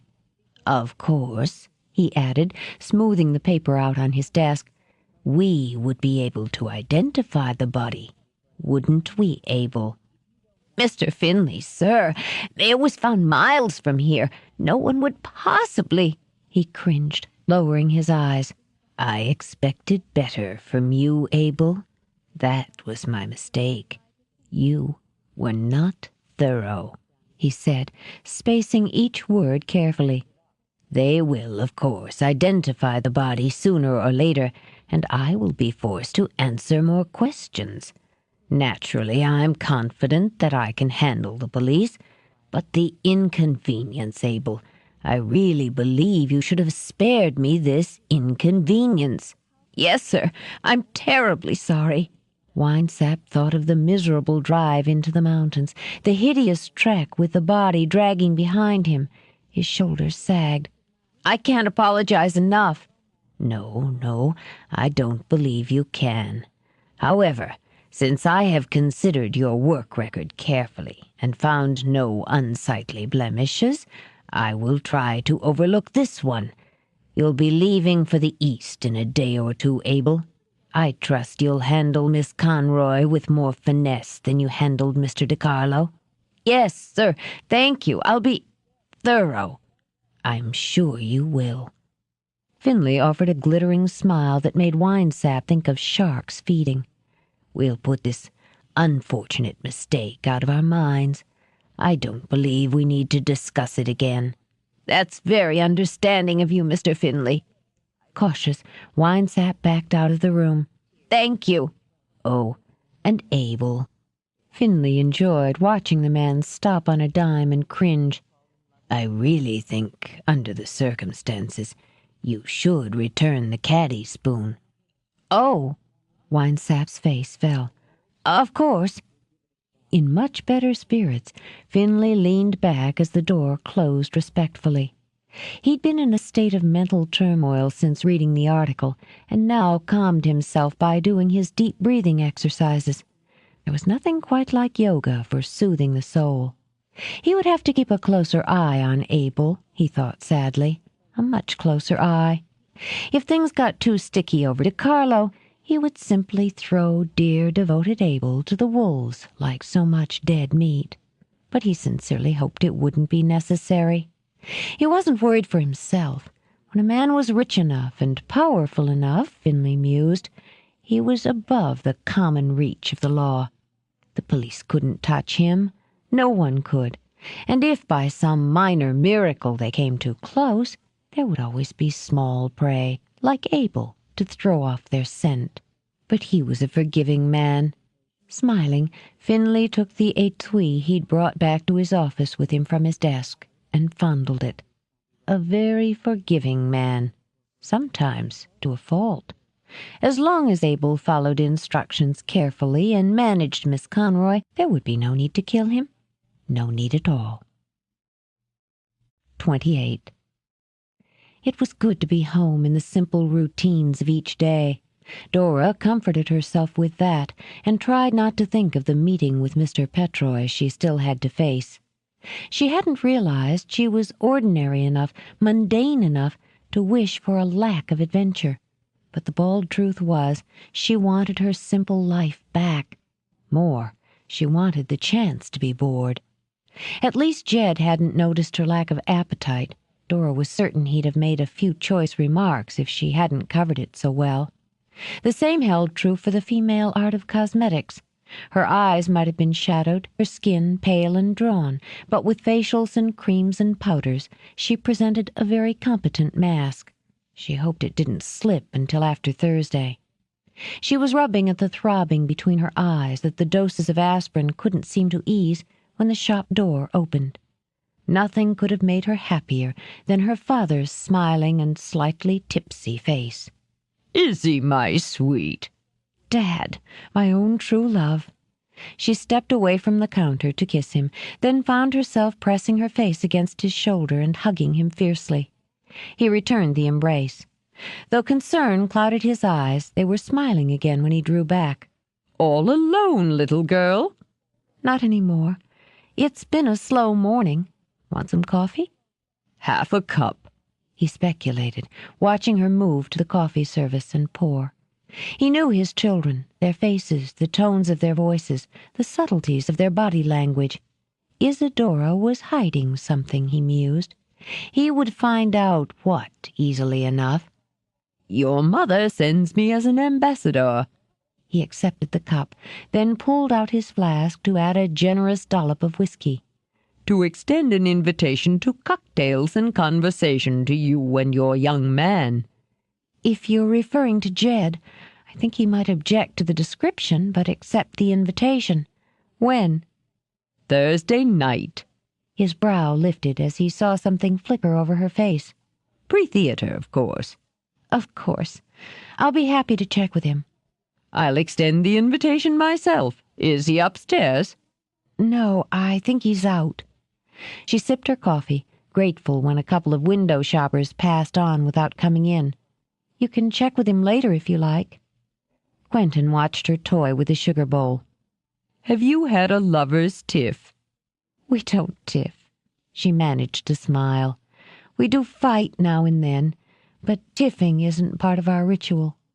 She picked up a cookie, put it down again. "You know, I'm feeling a little restless today. Do you want to take a walk?" "With a beautiful woman? Always." "Let me get my coat." Quentin's eyes narrowed in speculation, wondering if his hand-picked partner was making his little girl so unsettled. But he was all smiles again when she returned, buttoning her coat. "I seem to recall someone who enjoys busman's holidays. Perhaps we should take a little ride over to Newmarket and check out some shop windows." "My hero." Dora flipped the clothes sign over, then hooked her arm through her father's. He bought her jelly beans, and she didn't have the heart not to eat them. They stayed outside, enjoying the cold and the cobblestones, the cosmopolitan air of the window displays. Dora knew she was feeling better when she was tempted by both a Limoges box and a cashmere sweater. The wind whistled through the bare trees as they sat on a bench to enjoy more coffee. Quentin's was again stiffly laced. "Shall I buy you a present?" he asked. "It always made you smile when you talked me into some little trinket." "I've always been mercenary, haven't I?"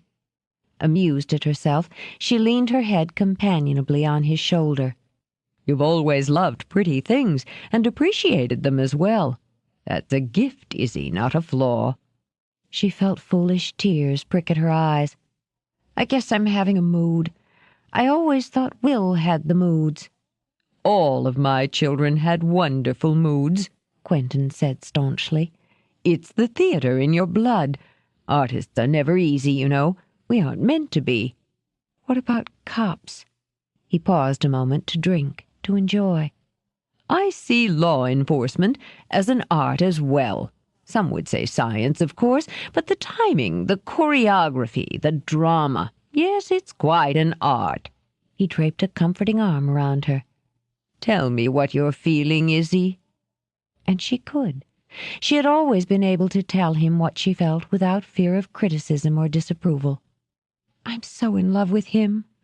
I want to be happy about it. I nearly am most of the time. But he doesn't trust those kind of emotions. He doesn't have any experience with them. His parents didn't give him anything of what you and Mom gave us." She sighed and watched a young mother wheel a stroller over the stones. The toddler inside was rosy-cheeked and laughing. The yearning tug came quickly, with equal parts surprise and discomfort. "I want to do that," she realized. "I want to spend an hour pushing my child in the sunlight and smiling." "I'm afraid we can't give each other what we need," she said carefully. "First, you have to discover what those needs are." Wistfully, she watched mother and child roll away. "I think I have a pretty good handle on mine. How can you expect a man whose childhood was a study in misery to take the first step toward creating a family of his own? It isn't fair for me to push him toward that step, and it isn't fair for me to deny myself taking it." "Do you think only people from happy families make happy families of their own?" "I don't know." "Jed's grandmother seems to think he's already taken that first step, and is cautiously debating over the second." "I don't—" She stopped, straightened to frown at her father. "His grandmother? You've spoken to her?" "Rhea, your mother and I had a very nice visit while you were in California. A lovely woman," he added. "She's quite taken with you." Dora's eyes slitted. "It appears I have to remind you that I'm a competent adult, and so is Jed. I don't think it's right that you would sit around discussing us as though we were slow-witted children." But you are our children. He smiled benignly and patted her flushed cheek. When you have children of your own, you'll understand that the love never stops, and neither does the concern, the pride, or the interference. He beamed at her. I love you, Izzy, and I have great faith in you. He pinched her chin. Now, tell me what else is worrying you. I can't. And she was sorry for it. But I can tell you, it should be resolved in a few days. I won't pry, he said. At least not when she was so obviously on her guard. But if you don't look happier soon, I'll sick your mother on you. I'm smiling. She bared her teeth. See, I couldn't be happier. Satisfied for the moment, he rose. After tossing his empty cup in a wastebasket, he held out a hand. Let's go shopping. She's a ball of nerves. Jed met Brent in the gym so that he could release some tension by pummeling the heavy bag. She won't admit it, but she's tied up inside. More than a little tied up himself, Jed gave the bag a rapid series of sharp punches. As he'd been delegated to hold the bag steady, Brent grunted as the power sang up his arms. I'm not helping. We're moving on it as fast as we can. Brent felt sweat trickle down his shirt and wished he'd talked Jed into meeting at some nice coffee shop. After Thursday's meet, we should be able to keep her out of it. It's not just that. Jed moved from the heavy bag to the light, relieving Brent immeasurably. Eyes narrowed. Jed sent the bag flying into a blur. She's in love with me. Brent took off his glasses to clean the lenses of fog. Is that supposed to be news? She needs more than I can give her. She should have more. Maybe. Is she complaining? No. Jed blinked sweat out of his eyes and kept his fists flying. Then relax and enjoy the ride. Jed whirled on him so swiftly, so violently, that Brent braced for the blow. It's not a fucking ride. It's not like that with Dora. It's... He broke off, furious at the smug smile creasing Brent's face. Don't play me, he said very softly. Just testing the waters, Captain. When Jed turned over his gloves, Brent obligingly unlaced them. Speaking of which, the unofficial word is that you'll be back in command the first of the month. Goldman's sulking. He'll feel better when I sign his transfer papers. Oh, let me worship at your feet. A grin tugged at Jed's mouth as he flexed his fist. We'll make an official announcement on Monday, and if you try to kiss me in here, pal, I'll have to deck you. He picked up a towel to dry his face. For now, Goldman's in charge. Is everything set for Thursday? We'll have 2 men in the shop, another pair outside, and a surveillance van a half block away. As long as Dora follows instructions, we'll pick up every word. She'll follow them. Spending an hour with her father had given Dora a need for family. She indulged it by closing the shop an hour early and spending the evening at Leah's. The din from the family room soothed her soul. I think Richie's definitely improving on the trumpet, Dora commented. Head cocked, Leah listened to the wet musical blats with a mixture of pride and resignation. There's a band concert at school in 3 weeks. I'm saving you a front row seat. God bless you. There was a series of muffled thumps from the next room, what was, if you had enough imagination, a stirring cavalry charge and an excellent rebel yell. I needed this. Content, Dora slipped onto a stool by the counter. I'd be happy to leave you in charge for a couple hours. Leah added another touch of burgundy to the stew she had simmering. I don't need it that much. Dora drank a hurried sip of wine. No, I spent some time with Dad this afternoon, and it made me think what it would be like if he wasn't so handy, that's all. Something's going on. Frowning, Leah tapped the spoon on the side of the pot, set it on a spoon rest shaped like a duck. You've got that line between your eyebrows, and you're pale. You always get pale when you're worried about something. You'd be worried, too, if you had to find a new accountant right before end of January inventory. Not good enough. Leah leaned closer, probing. You're edgy, Dory, and it has nothing to do with business. If you won't tell me, I'll have to turn Mom loose on you. Why does everyone threaten me with Mom? She demanded. I'm unsettled, okay? My life's taken a couple of odd turns. I'd like my family to respect my privacy enough to allow me to work out my own problems. Okay, I'm sorry, really. Passing a hand over her face, Dora took a cleansing breath. No, I'm sorry.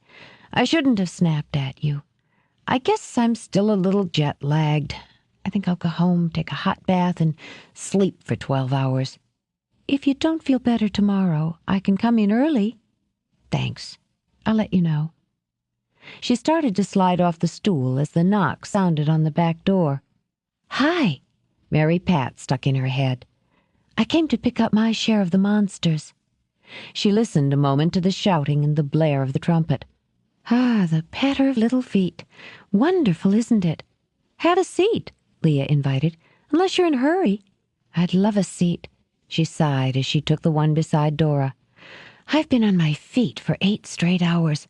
We had 2 codes back to back. She took a deep breath of air.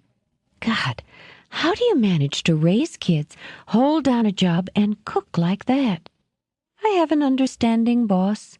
Smiling, Leah poured Mary Pat a glass of wine. She gave me the day off. Speaking of work, terrific news about Jed, isn't it? What news? About him coming back on the job. With her eyes closed, she circled her neck and missed Dora's blank look. Brent's really flying. He detested Goldman, of course. Who didn't? But it's more than that.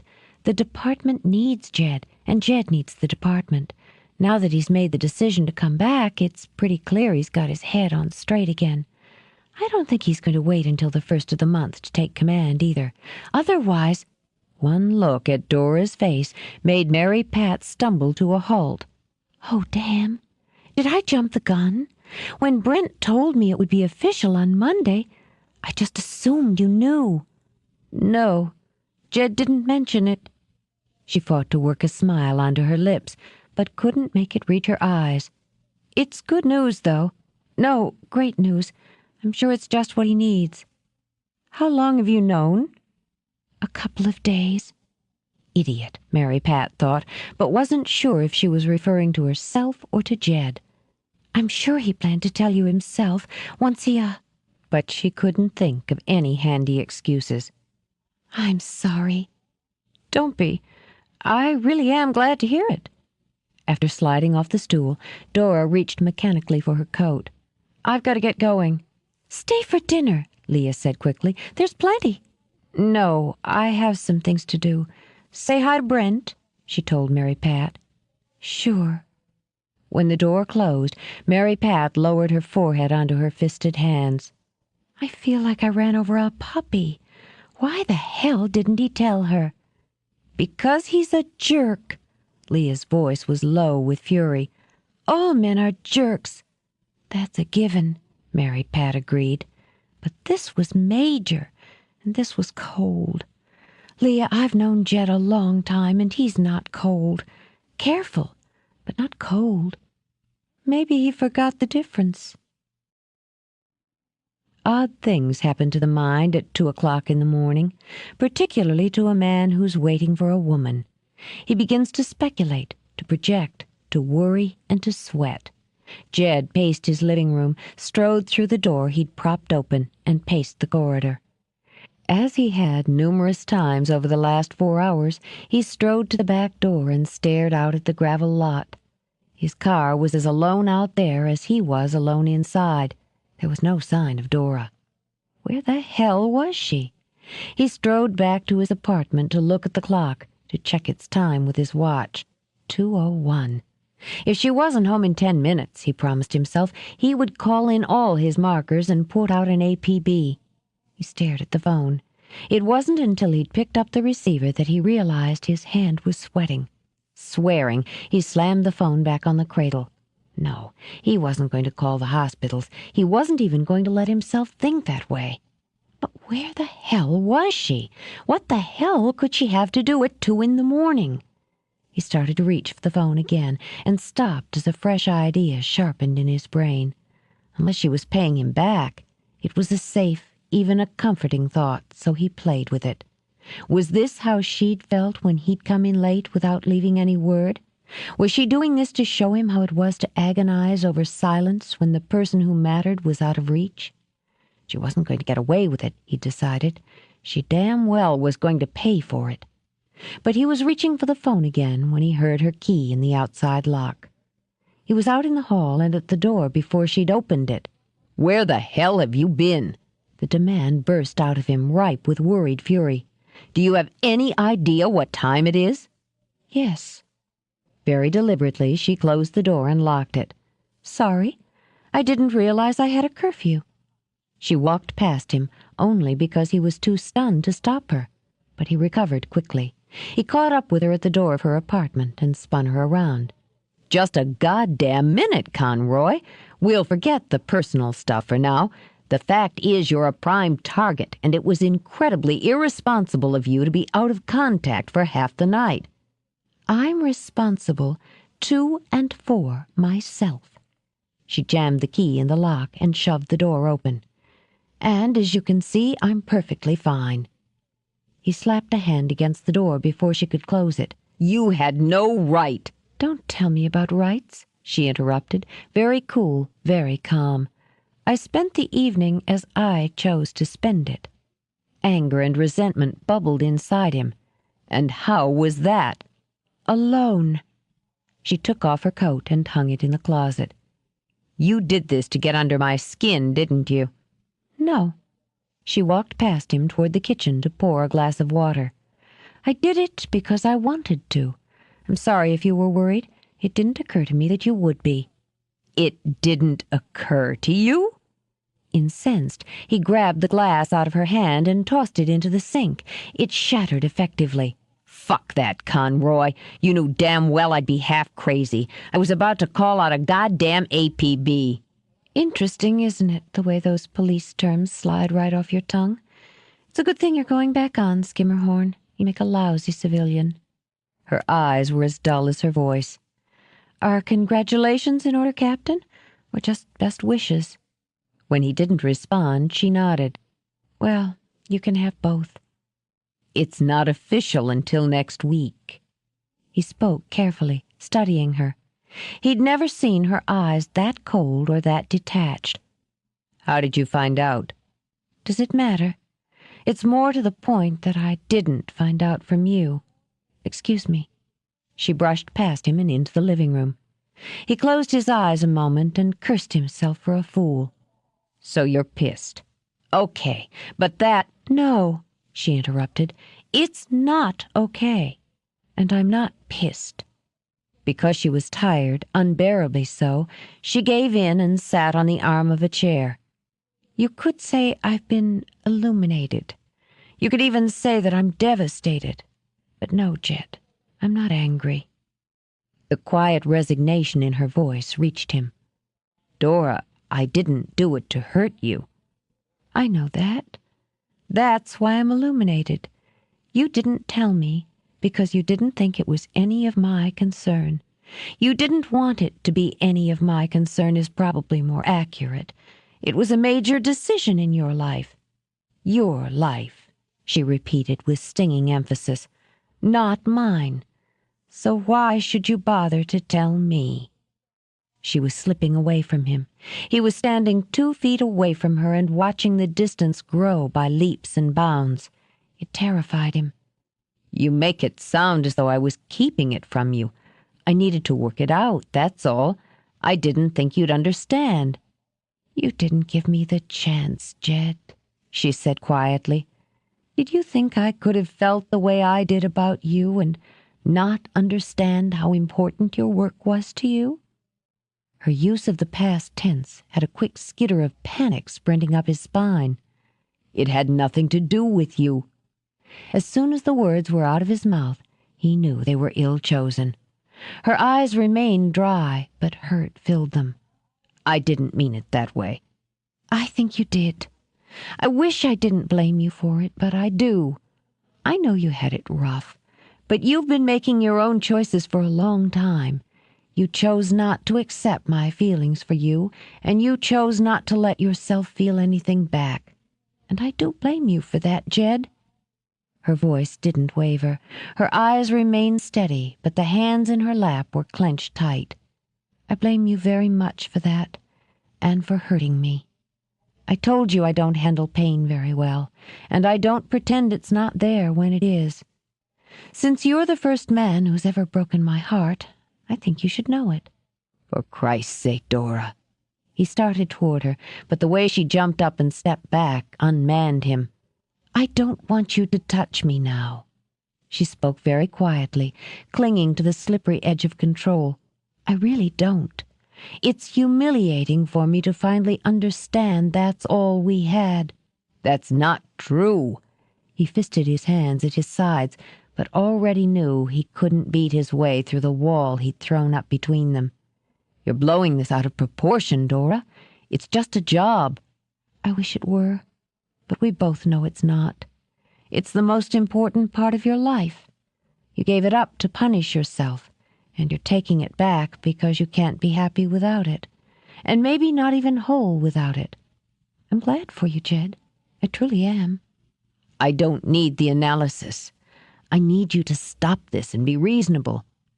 "I am being reasonable, believe me. So reasonable, I'm going to make it easy for both of us. The day after tomorrow, you should be able to tie up the loose ends about the painting, or most of them. You shouldn't need me after that." God damn it, you know I need you. Her eyes filled then, and she fought back tears like bitter enemies. "You can't imagine what I would have given to hear you say that before. Just once for you to have been able to look at me and say that you needed me. But I'm not a courageous woman, Jed, and I have to protect myself." No, he couldn't break through the wall she'd put between them, but her hurt could. It snuck through the cracks and battered at him. What do you want, Dora? "When we're finished on Thursday, I intend to close the shop for a couple of weeks, take a trip someplace warm. That should give you plenty of time to find other accommodations and move out." That's no way to handle this. "It's my way, and I figure I'm in the position of calling the shots. I'm sorry, but I don't want you here when I get back." Just like that. "Yes." Fine. He had his pride. He'd been rejected before. If it burned a hole in him this time, he'd find something to fill it with. But he wouldn't beg. He'd be damned if he'd beg. I'll go as soon as things are wrapped up. Because it hurt. It hurt unbelievably. He covered the wounds with a professional shield. There'll be a team in tomorrow after closing. They'll set up the wires. We'll go over procedure when they're done. "All right. I'm very tired. I'd like you to go now." She walked to the door, held it open. Please. It wasn't until he'd reached her that he realized his hands were unsteady. When he heard the door close behind him, he had the sick and certain feeling that he'd just been shut out of the best part of his life. 29. What's with you two? Brent asked as Jed climbed into the surveillance van. Ignoring the question, Jed pulled out a cigarette. How's the sound? Loud and clear. Though Brent offered the headphones, he was far from finished. Loud enough and clear enough to hear the two of you talking in there like polite strangers. Don't you think she could have used a little morale boost instead of a lecture on procedure? Drop it. Jed slipped on the headphones and checked the rear window of the van to be sure he had a clear view of the shop. Everybody in place? We're set, Brent assured him. Look, maybe you'd feel better if you were on the inside. She'll be more comfortable if I'm not. Look, I'll handle my end. Jed drew deeply on the cigarette. You handle yours. You're not running the show yet, Captain. The edge of anger in Brent's voice sent off an answering ripple in Jed's blood. Before he could respond, the radio crackled. Base, this is Unit 1. A man answering subject's description just got out of a cab on the corner of South and Front Streets. He's walking west. Looks like it's showtime. Brent murmured, but Jed was already reaching for the portable phone. Dora answered on the first ring. Good afternoon, Dora's parlor. He's half a block away, Jed said flatly. I've got him in view. All right, everything's ready here. Keep loose, Conroy. Sure. Dora. But she'd already broken the connection. Fuck. He said it softly, finally, helplessly. She can handle it, Jed. Yeah, but I don't know if I can. He watched Winesap mince hurriedly down the sidewalk, shoulders hunched against the wind. I just figured out I'm in love with her. Ignoring the throbbing at the back of his neck, he slipped on the headphones in time to hear the bells jingle as Winesap opened the shop door. Good afternoon. Dora stepped away from the counter and offered her best new customer smile. May I help you? Miss Conroy, I'm Frances Petroy. She let the smile broaden. Yes, Mr. Petroy, I was expecting you. She walked to the door to flip the closed sign around. Her eyes slashed the van, then away. I'm so glad you could make it. Can I get you some coffee? Tea? I wouldn't want to trouble you. Not at all. I always keep both on hand for customers. It makes business so much more pleasant. I'd love some tea, then. It might soothe his stomach more than the Alka-Seltzer he'd downed an hour before. Your shop is very impressive. Thank you. She saw with satisfaction that her hand was rock steady on the teapot. I like to surround myself with beautiful things, but you'd understand that. Excuse me? Being an art collector. She offered him a cup of tea and a smile. Cream? Lemon? No, nothing, thank you. You said you specialize in abstract, but you might find some of my nostalgia prints interesting. She gestured to a car manufacturer's sign for a Bugatti, which hung beside a Vargas girl. Yes, very nice indeed. I also have several good Vanity Fair caricatures in the other room. Watching him, she sipped her own tea. But as an abstract buff, you'll be more interested in, say, a Bothby or a Clippingdale, she said, making up names. Yes, of course, exceptional talents. The tea soured like vinegar in Winesap's stomach. He'd really tried to be thorough by studying book after book on the subject of abstract art, but all the names and pictures swam through his head. My collection isn't extensive, you see, which is why I concentrate on the emerging artist. Such as Billingsley. Exactly, he said on a sigh of relief. I'm very anxious to see the work, Miss Conroy. Then by all means. She led the way into the side room. Jed's artist friend had worked overtime to reproduce the painting. Now it stood like a gaudy stripper among prim Victorian ladies in the pretty sitting room. Ah! The sense of satisfaction was so great, Winesap nearly wept with it. It was horrid, of course, he thought. Absolutely horrid, but it matched the description.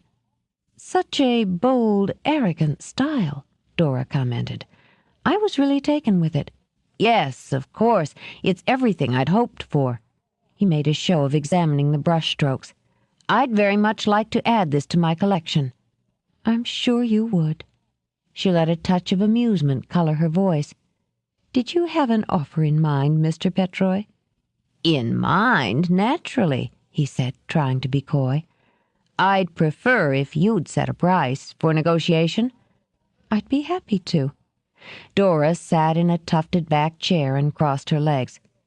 Why don't we start at 250,000? Winesap's prim mouth fell open. He made a choked sound in the back of his throat before he managed to find his voice. Miss Conroy, you can't be serious. Oh, but I am. You look as though you need to sit down, Mr. Petroy. She gestured to a pettipoint stool. Now let's be frank, she began when he'd sunk onto the seat. You don't know diddly about art, do you? Well, really? He tugged at his strangling tie. As I told you, I have a small collection. But you lied, Mr. Petroy, she said gently. You haven't a clue about abstract. Wouldn't it be simpler and more friendly If we admitted that we're both more interested at the moment in impressionism rather than expressionism. For a moment he didn't follow her. Then his pasty face blanched. You know about the painting. I bought it, didn't I? Yes, but that was a mistake. His frantic eyes widened. No? You knew?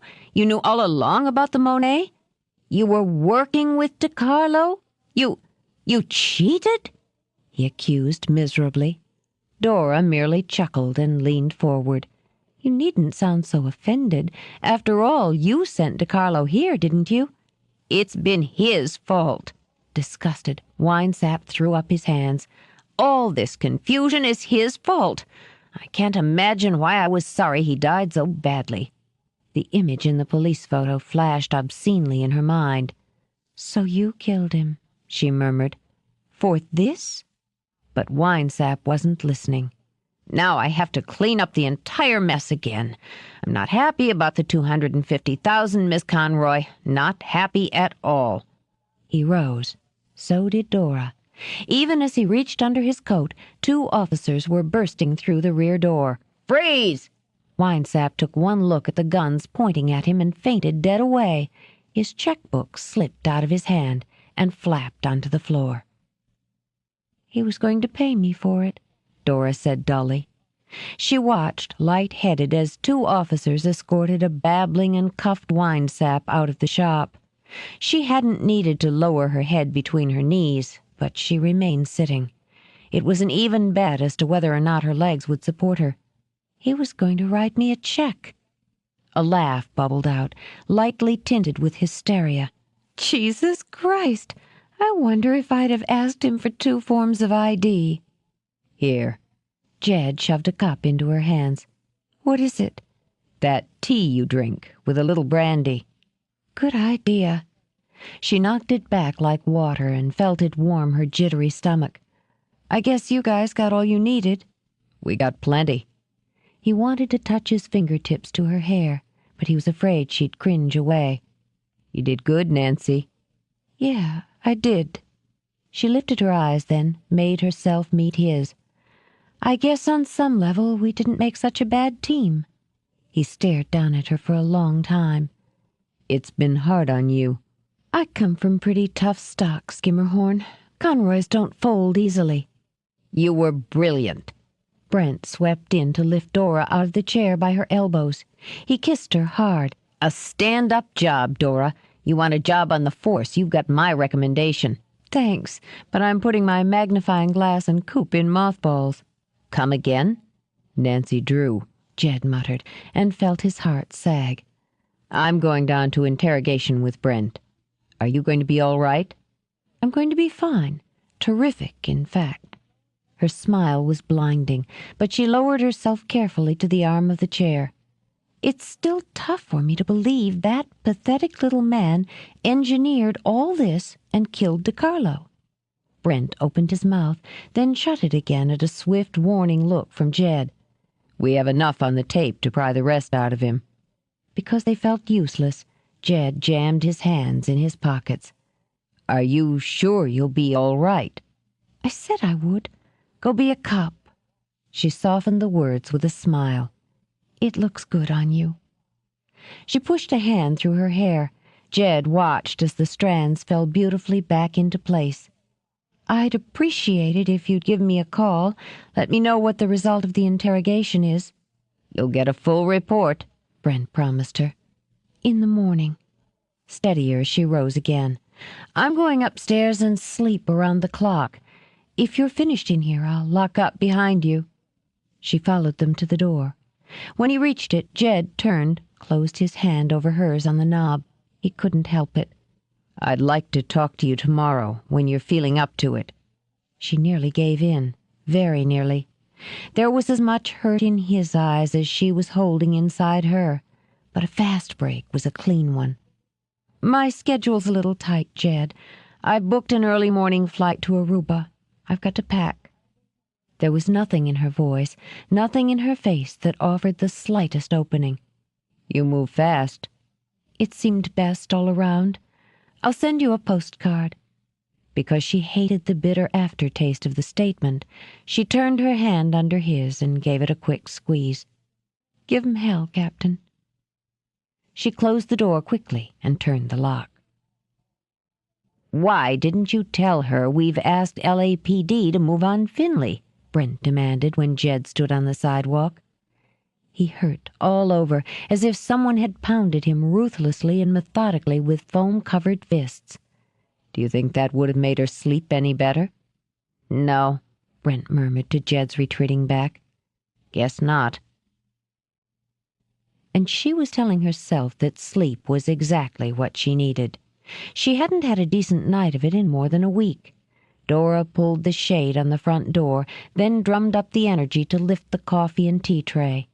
Once she got to Aruba, she promised herself, she'd do nothing but sleep. She'd sleep in bed, on the beach, in the ocean. She'd bake this aching depression out of her body and mind with the Caribbean sunshine, beat those midwinter blues, and come back tanned and revitalized. She set the tray on her desk to carefully lock the storeroom door and engage the security alarm before heading up to her apartment. It was habit more than desire that had her taking the tray into the kitchen to wash. When she turned from the sink, she was standing face to face with Finley. He smiled and took her nerveless hand in his. "I've taken you up on your offer of hospitality, Isadora, and may I say, you have a charming home." "I really don't think I should make any sort of statement without a lawyer." Winesap chewed on his ragged nails and glanced fitfully at Brent and Jed. "I really don't." "Suit yourself." Brent shrugged and straddled a chair. "We've got plenty of time. Do you want to call one, or do you want a PD?" "A public defender?" That pricked the pride enough to have his sagging shoulders lift. "Oh, no, I can afford counsel. I have a very good position." But his lawyer was in Los Angeles, he thought. "Perhaps if you could explain again why I'm here, we could dispense with the formality of an attorney." "You're here on suspicion of theft, smuggling, conspiracy to murder a police officer, and murder, among other things," Brent added. "That's really absurd." Pride deflated again. Winesap hunched down in his seat. "I don't know where you could have gotten such a ridiculous idea." "Maybe you'd like to listen to the tape of your conversation with Miss Conroy." Jed made the suggestion as he crossed to the recorder. "That was a simple transaction, and a private one." Winesap tried to lever some indignation through the fear in his voice, but when Jed switched on the recorder, he said nothing at all. It was painfully clear after only a few moments that he hadn't been thorough at all, and that he'd been remarkably stupid. While his mind worked, he began to suck on his knuckles. He didn't think he would care for prison. No, indeed. Winesap thought of Finley and knew he would like his employer's brand of punishment a good deal less. "Perhaps we can make an arrangement. Might I have a cup of water, please?" "Sure." Agreeably, Brent went to the water cooler and pumped out a paper cupful. "Thank you." Winesap sipped it slowly while he considered his options. "I think I would like immunity and a place in the witness protection program. I think that would suit me very well." "I think it would suit me very well to see you rot in a cell for the next 50 years, Jed said pleasantly. "Captain." Brent fell into the classic interrogation rhythm. "Let's give the guy a chance. Maybe he's got something to trade." "I promise you I do. If I have assurance that my cooperation will be rewarded, I'll give you everything you need to make a very big arrest." Loyalty, a chain around his neck for 8 long years, slipped easily off. "A very big one," he repeated. Jed gave an imperceptible nod as Brent's eyes met his. "I'll call the DA." "Why don't we sit down?" Finley kept his hand firm on Dora's arm as he pulled her into the living room. "And have a nice chat." "How did you get in?" "There was such a lot of confusion this evening, wasn't there?" He smiled as he pushed her into a chair. "I wasn't at all sure that Abel, Mr. Winesap, could handle this matter efficiently on his own. I came to supervise. A very good thing, too." Finley took the chair beside her and folded his hands comfortably. He saw Dora's eyes cut toward the door and shook his head. Please don't attempt to run, Isadora. I'm very strong and very fit. I'd hate to resort to physical violence. She would hate it too, especially since she was certain she wouldn't get 2 feet. Her best bet was to play for time and wait for help. It was you who sent DiCarlo. It's a long, sad tale, but I find you such good company. He settled back comfortably and began to talk. He told her of the carefully planned robberies in several different countries, the network of men and finances it required to operate a successful business, legally and illegally. When he reached DiCarlo's part in it, he paused, sighed. But I don't have to go into that with you, do I, dear? You're an excellent actress. One wonders why you decided to give it up. I realized quite soon after your visit to my office that you and DiCarlo had been in league together. For a moment she was too stunned to speak. You think I was his partner? I'm sure you found him an adequate lover. Truly disappointed in her, Finley plucked at his cuffs. And I can certainly see how you could have lured him into betraying me. A pity, too, Finley added softly. He had potential. What I told you in your office was exactly the truth. He broke in here and attacked me. I'm quite sure you had some sort of falling out.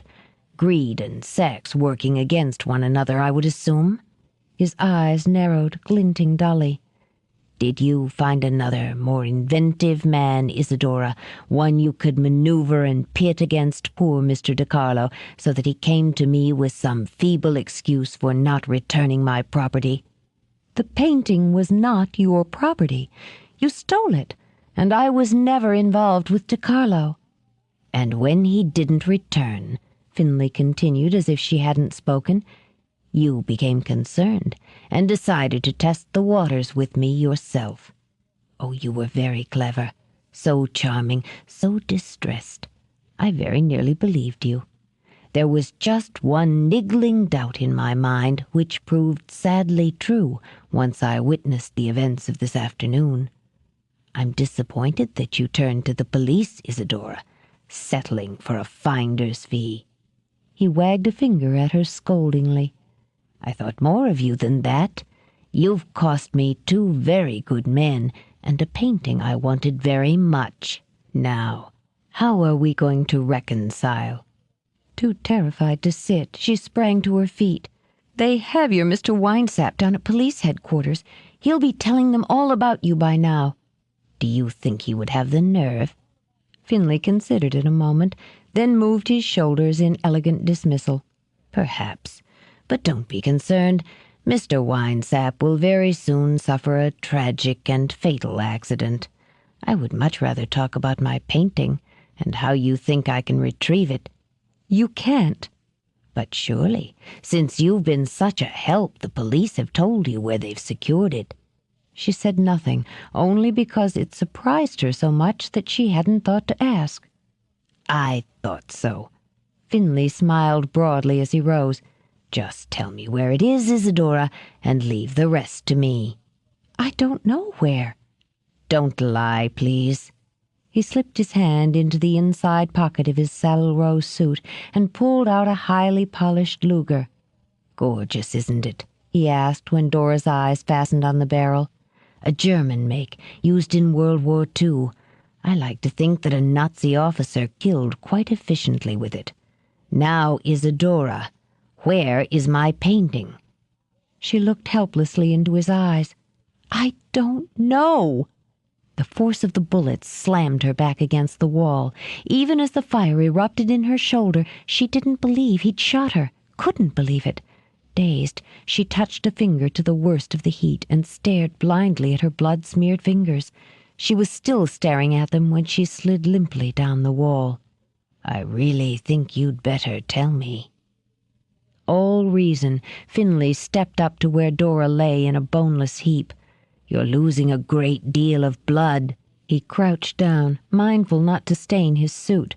I don't want to cause you unnecessary distress. It took DiCarlo hours to die after I shot him. But there's no need for you to suffer like that." He sighed when she only whimpered. "We'll give you a little time to compose yourself, shall we?" Leaving her bleeding, he began to methodically examine her treasures, one by one. The little bastard sure did sing. Brent felt like singing himself as he cut through traffic toward South Street. "I don't like cutting deals with weasels," Jed muttered. "Even for a big fat weasel like Finley?" "Even for that." He checked his watch. "I'll feel better when I know that LAPD's picked him up. The warrant's in the works, pal. He won't be sleeping in his own bed tonight."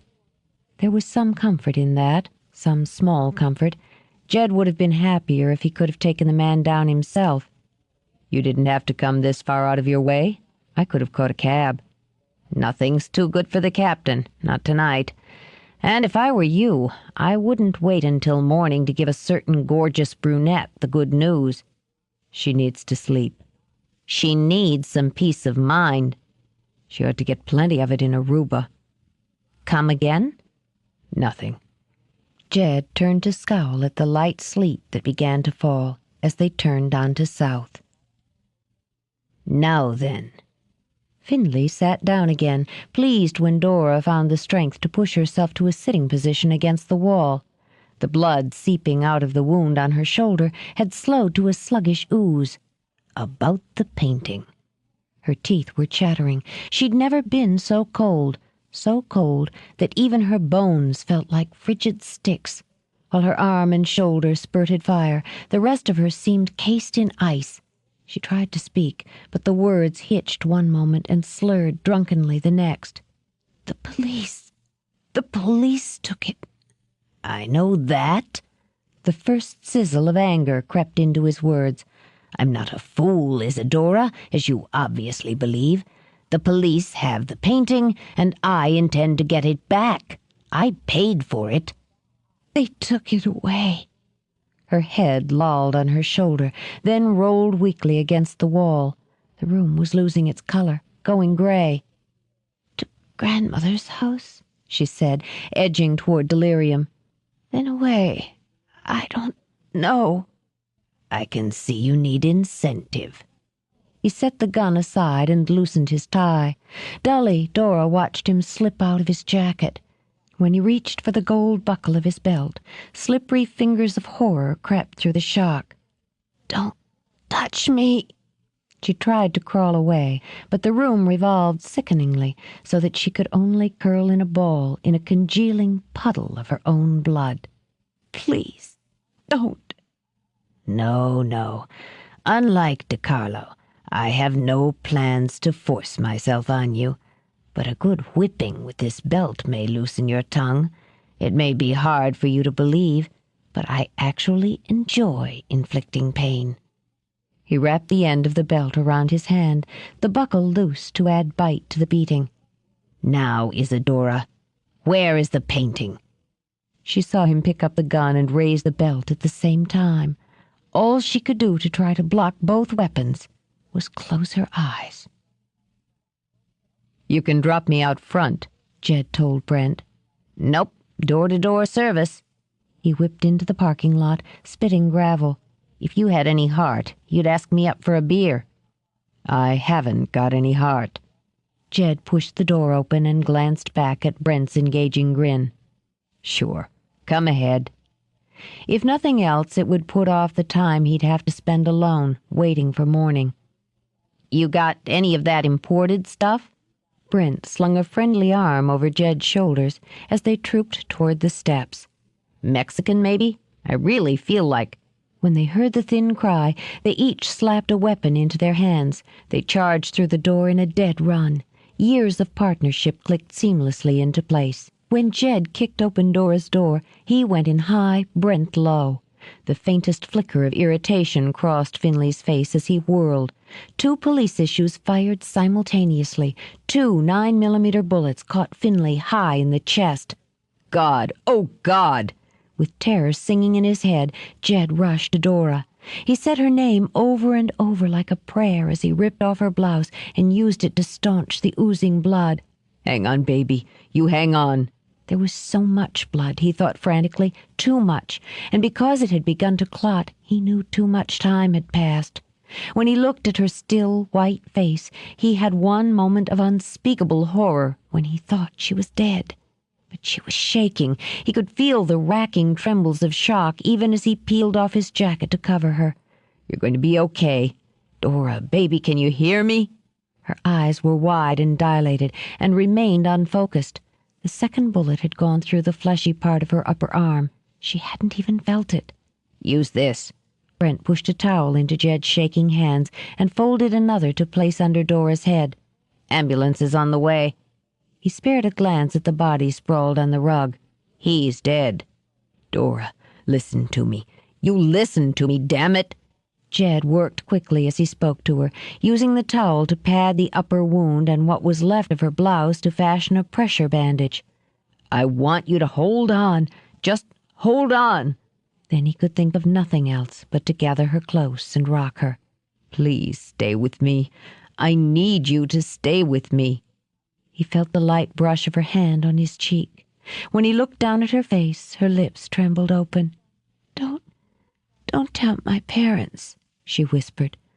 "I don't want them to worry." 30. He would have wept if it would have helped. He'd tried everything else, swearing, pacing, praying. Now he could only sit, his head in his hands, and wait. The Conroys were there. Jed wondered if Dora would be surprised at how tough they were. He doubted it. There had been tears and there had been terror, but they had all drawn together, a solid wall, in the hospital waiting room to count the minutes while Dora was in surgery. He'd waited for recriminations. They had given him none. He'd wanted blame, but it hadn't come from them, not even when he had stood smeared with Dora's blood and told them that he'd left her alone, left her defenseless, had they blamed him. He wished to Christ they had. Instead, John had gotten them all coffee, Leah had gone down to wait for Will to arrive from New York, and Quentin and Trixie had sat side by side on the sofa holding hands. After the second hour had crawled by, Trixie murmured to her husband. When she received his nod of agreement, she rose and went to sit beside Jed. "She was always a tough little girl," Trixie began. "She used to pick fights in school. Well, not pick them precisely, but she would never walk away from one with dignity. It used to amaze me that she would scream like a banshee if she fell and banged her knee. But if she came home with a split lip or a swollen eye, you never heard a peep. A matter of pride, I suppose." "This wasn't her fight." Jed kept the heels of his hands pressed hard against his eyes. "It shouldn't have been." "That's for her to decide. She'll want lots of pampering, you know. She was never sick often, but when she was—" Trixie's voice broke, betraying her. She mopped quickly at her eyes and steadied it. "When she was, she expected everyone's devoted attention. Dora's never been one to suffer in silence." Gently she touched the back of his hand. When he lowered it enough, she gripped it firmly. "It's so much harder to wait alone." "Mrs. Conroy." But he didn't have the words. He simply leaned against her and let himself be held. They all rose to their feet at the quick slap of crepe-soled shoes on tile. Still in her scrubs, Mary Pat stepped through the doorway. "She's out of surgery," she said quickly. "It looks good. The doctor will be out soon." It was then Trixie began to cry, with hard, racking sobs and hot tears that burned through Jed's shirt. His arms went around her automatically as he met Mary Pat's eyes. "When can they see her?" "The doctor will let you know. She's a tough one, I can tell you that." "Didn't I say so?" Trixie managed. She stumbled blindly into Quentin's arms so they could weep out their relief together. It wasn't until he was alone again that Jed started to shake. He'd gone outside, had fully intended on going home. It was a time for family, he'd told himself. Now that he knew she was going to pull through it, there was no need to hang around. But he couldn't make it across the street to hail a cab, so he sat down on the steps and waited for the tremors to subside. The sleet had turned to snow that fell quick and light and damp. There was something otherworldly about the way it danced in the streetlights, something hypnotic. He stared at one beam of light as he smoked one cigarette, then another. Then he walked back in and rode the elevator to the floor where Dora lay sleeping. "Figured you'd be back." Mary Pat smiled at him out of eyes red-rimmed with fatigue. "Damn it, Jed, you're soaked. Am I going to have to dig up a bed for you?" "I just want to see her. I know she's sedated. I know she won't know I'm there. I just want to see her." "Let me get you a towel." "MP." "You're going to dry off first," she told him. "Then I'll take you in." She was as good as her word. When she was satisfied he was dry enough, she led him into Dora's room. Dora lay still and white as death. Jed's heart careened into his throat. "Are you sure she's going to be all right?" "She's stabilized, and there were no complications. Dr. Forsythe's good, believe me." She didn't want to think about the amount of blood they'd had to pump into Dora, or how long it had taken to get that feeble pulse to steady. "The bullet's out, and there's some tissue damage, but it'll heal. She's going to be weak as a baby for a while, and she's going to hurt." "I don't want her to hurt." His control slipped a dangerous notch. "You make sure she gets whatever she needs so she isn't in pain." "Why don't you just sit with her for a while?" Mary Pat ran a soothing hand up and down his back. "It'll make you feel better." "Thanks." "I go off duty in an hour. I'll check back." But when she did, one look had her stepping back and leaving them alone. He was still there in the morning. She awakened slowly, as if swimming toward the surface of still, dark water. The air seemed too thick to breathe, and there was a whooshing sound in her head, like waves lapping gently on the shore. He watched her break through, every flicker of the eyelid. Her hand flexed once in his, then lay still again. "Come on, Dora. Don't go back yet." He brushed his fingers over her hair, over her cheek. She was still too pale, he thought. Much too pale. But her lashes fluttered again, then her eyes opened. He waited for them to focus. "Jed?" Her voice sounded hollow, lifeless, and the sound of it almost broke him. "Yeah, baby, right here." "I had a nightmare." He pressed a kiss to her hand, fighting the need to simply lay his head on the bed and let go. "It's all right now." "It seemed awfully real. Oh, God." She shifted, sending an arrow of pain radiating through her arm. "You've got to lie still." Like the pain, memory burst back. "He shot me. Jesus." She started to move her hand to the fire blooming in her shoulder, but he clamped his fingers on hers. "It was Finley." "It's all over now. You're going to be fine." "I'm in the hospital." The panic came quickly, surging along with the pain. How bad?" "They fixed you all up. You just need to rest now." None of his 14 years on the force had prepared him to deal with the terrified pain clouding her eyes. "I'm going to get a nurse." "I remember." Her fingers trembled as she groped to hang on to his. "He was in the apartment, waiting for me. He wanted the painting back. I told him I didn't know where it was. And he shot me."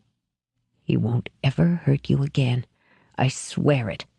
He pressed his brow against their joined hands and felt himself crack. "I'm sorry, baby. I'm so sorry." But she was swimming down through the dark water again, away from the pain. "Don't leave me alone here." "I won't." The next time he saw her conscious, she was surrounded by flowers, banks and bouquets of them, from sweet little nosegays to towering exotic blooms. Rather than the drab hospital gown, she was wearing something frilly and pink. Her hair was washed, and she was wearing makeup. But to Jed, she looked horribly frail. "How are you doing, Conroy?" "Hi." She smiled and held out a hand. "How do you break in? They're vicious about proper visiting hours around here." "I pulled rank." He hesitated. The hand in his felt as fragile as bird wings. If you're too tired, I can stop back by later. No. If you stay, you can chase them away when they come in with their needles. Sure. My pleasure. Miserably awkward, he turned away to study the forest of flowers. Looks like you ought to go into a different business. Great, isn't it? I love being fawned over. She shifted, winced, and was grateful his back was to her. You ratted on me, Skimmerhorn. What? You told my family. I figured it was better than having them read it in the papers. You're probably right. So, what's happening in your world? Mary Pat tells me you kicked Goldman out early and went back to work. Yeah. He'd had to have something filling his days or go quietly mad. Can I see your badge? What? Really? She smiled again. Can I see it? Sure. He pulled out his shield as he crossed to the bed. She took it, studied it, opened and closed it a couple of times. Pretty cool. How does it feel? Right, he told her as he slipped it back into his pocket. There was no possible way he could stand there and make small talk when he kept seeing the stark white bandage peeking out beneath that frilly pink nightgown. Listen, I just stopped by to see how you were doing. I've got to go. Before you give me my present? When he said nothing, she drummed up another smile, though it was becoming harder as her medication wore off. That box you're holding, isn't it from me? Yeah, it's for you. He set it on her lap. I've been by a couple of times when you were zonked out. After I saw the flower shop in here, I figured you wouldn't need any more posies. You can never have too many. She reached for the fussy bow, then sat back again. Give me a hand, will you? I have a little trouble using my arm. He didn't move, but his eyes were eloquent. They told me there wouldn't be any permanent damage. Right. Her mouth moved into a pout. Like a scar isn't permanent damage. I'm never going to look the same in a bikini. He couldn't handle it, simply couldn't. Turning abruptly, he strode to the window and stared blindly out with a heavy scent of roses tormenting him. I should have been there, he managed after a moment. You shouldn't have been alone. His voice was so angry, his shoulders so stiff, that Dora waited for the storm. When it didn't come, she plucked at the bow with her good hand. From what Brent tells me, Finley slipped right through LAPD. Nobody had a clue he'd left California. I don't see how anyone could have imagined he'd waltz right into my apartment and shoot me. It's my job to know. So it's going to your head already. What do they call that super cop thing? The John Wayne syndrome, right? She'd managed to pull and tug the ribbon off, and was lifting the top off the box when he turned. "Well, Pilgrim," she said in a very poor Wayne imitation, "you just can't be everywhere at once."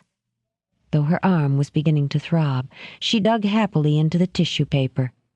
"I love presents, and I'm not ashamed to say so. I don't particularly care to get shot to— Oh, Jed, it's beautiful." Stunned, really completely stunned, she lifted out the old wooden and gesso box, delicately painted and gilded with figures from mythology. When she opened the lid, it played Greensleeves softly. It was hanging around in storage. He dipped his hands into his pockets and felt like a fool. I figured you'd get a kick out of it. "It's beautiful," she said again. And the look she sent him was so sincerely baffled, he felt even more foolish. "Thank you." It's no big deal. I figured you could put junk in it while you're stuck in here. I've really got to take off. You, need anything?" She continued to run her fingers over the box as she looked at him. "I could use a favor." "Name it." "Can you pull some strings, get me out of here?" It shamed her to feel tears pricking at her eyes. "I want to go home." It took him several hours and a great deal of negotiation, but Dora finally laid her head down on her own pillow in her own bed. "Thank you, God." Dora closed her eyes, sighed deeply, then opened them again to smile at Mary Pat. "Nothing against your workplace, MP, but personally I hated it. You weren't exactly the ideal patient either, kiddo. Open up." She stuck a thermometer in Dora's mouth. "I was a jewel," Dora muttered. A diamond in the rough, maybe. Very rough. But I'm not going to complain. A few days of private duty suits me just fine." Efficiently, she wrapped a blood pressure cuff around Dora's uninjured arm. "Right on the money," she announced when she took the thermometer out to read. But Dora caught the quick frown over blood pressure. "What's wrong?" "Nothing that quiet and rest won't fix." "I've been quiet. I never thought I'd hear myself say this, but I'm tired of being in bed." "Live with it." Sitting on the edge of the bed, Mary Pat took her hand and her pulse. "I'm going to be straight with you, Dora. You're going to be just fine with the proper rest and care. But this wasn't any skinned knee. If Jed hadn't gotten you in when he did, you wouldn't be here to complain. As it was close." "I know. I remember it all a bit too clearly for comfort." "You're entitled to moan and bitch. I won't mind a bit. But you're also going to follow orders to the letter, or I'll report you to the captain." Dora smiled a little. "You nurses have ranks?" "I'm talking about Jed, dimwit. He's financing this operation." "What do you mean?" "I mean, you've got round-the-clock home care for as long as you need it, courtesy of Captain J.T. Skimmerhorn." "But I thought insurance was arranging it." "Get real." Chuckling at the thought, Mary Pat plumped the pillows, smoothed the sheets. "Now, get some rest. I'm going to go fix you something to eat." "He shouldn't feel guilty," Dora murmured when Mary Pat started out of the room. Mary Pat stopped, looked back. "He feels a lot more than guilt where you're concerned. Did you know he didn't leave the hospital for the first 48 hours? "No." Dora looked down at her hands. "I didn't. Or that he checked on you every night?" Dora only shook her head. "A lot of women wait their whole lives for someone to feel that guilty." Alone, Dora reached for the music box. She opened the lid, closed her eyes, and wondered what to do. At the end of her shift, Mary Pat passed her patient's progress on to her replacement, but she didn't consider herself off duty yet. Marching across the hall, she rapped sharply on Jed's door. When Jed opened it, she jabbed a finger into his chest. "Couldn't you find the energy to walk across the goddamn hall and—" She broke off, scowling. "What are you doing?" "I'm packing." Darts of righteous fury shot out of her eyes. "The hell you are!" Incensed, she stomped over and upended a box of books onto the floor. "You're not walking out on her when she's flat on her back and defenseless."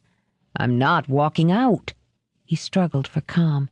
He'd convinced himself, very logically, that what he was doing for Dora. "She asked me to leave.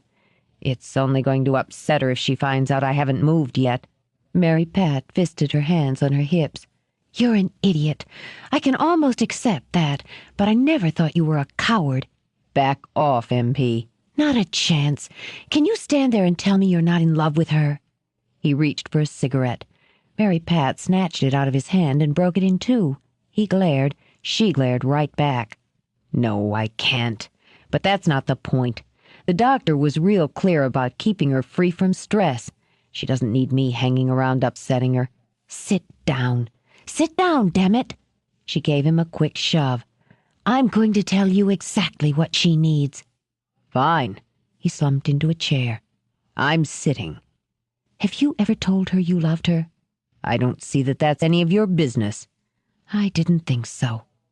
Impatient, she took a quick turn around the room, barely preventing herself from kicking his weight bench. "Have you ever picked her wildflowers?" "It's fucking February." "You know exactly what I'm talking about." She turned on him, slapped both hands on the arm of his chair to cage him in.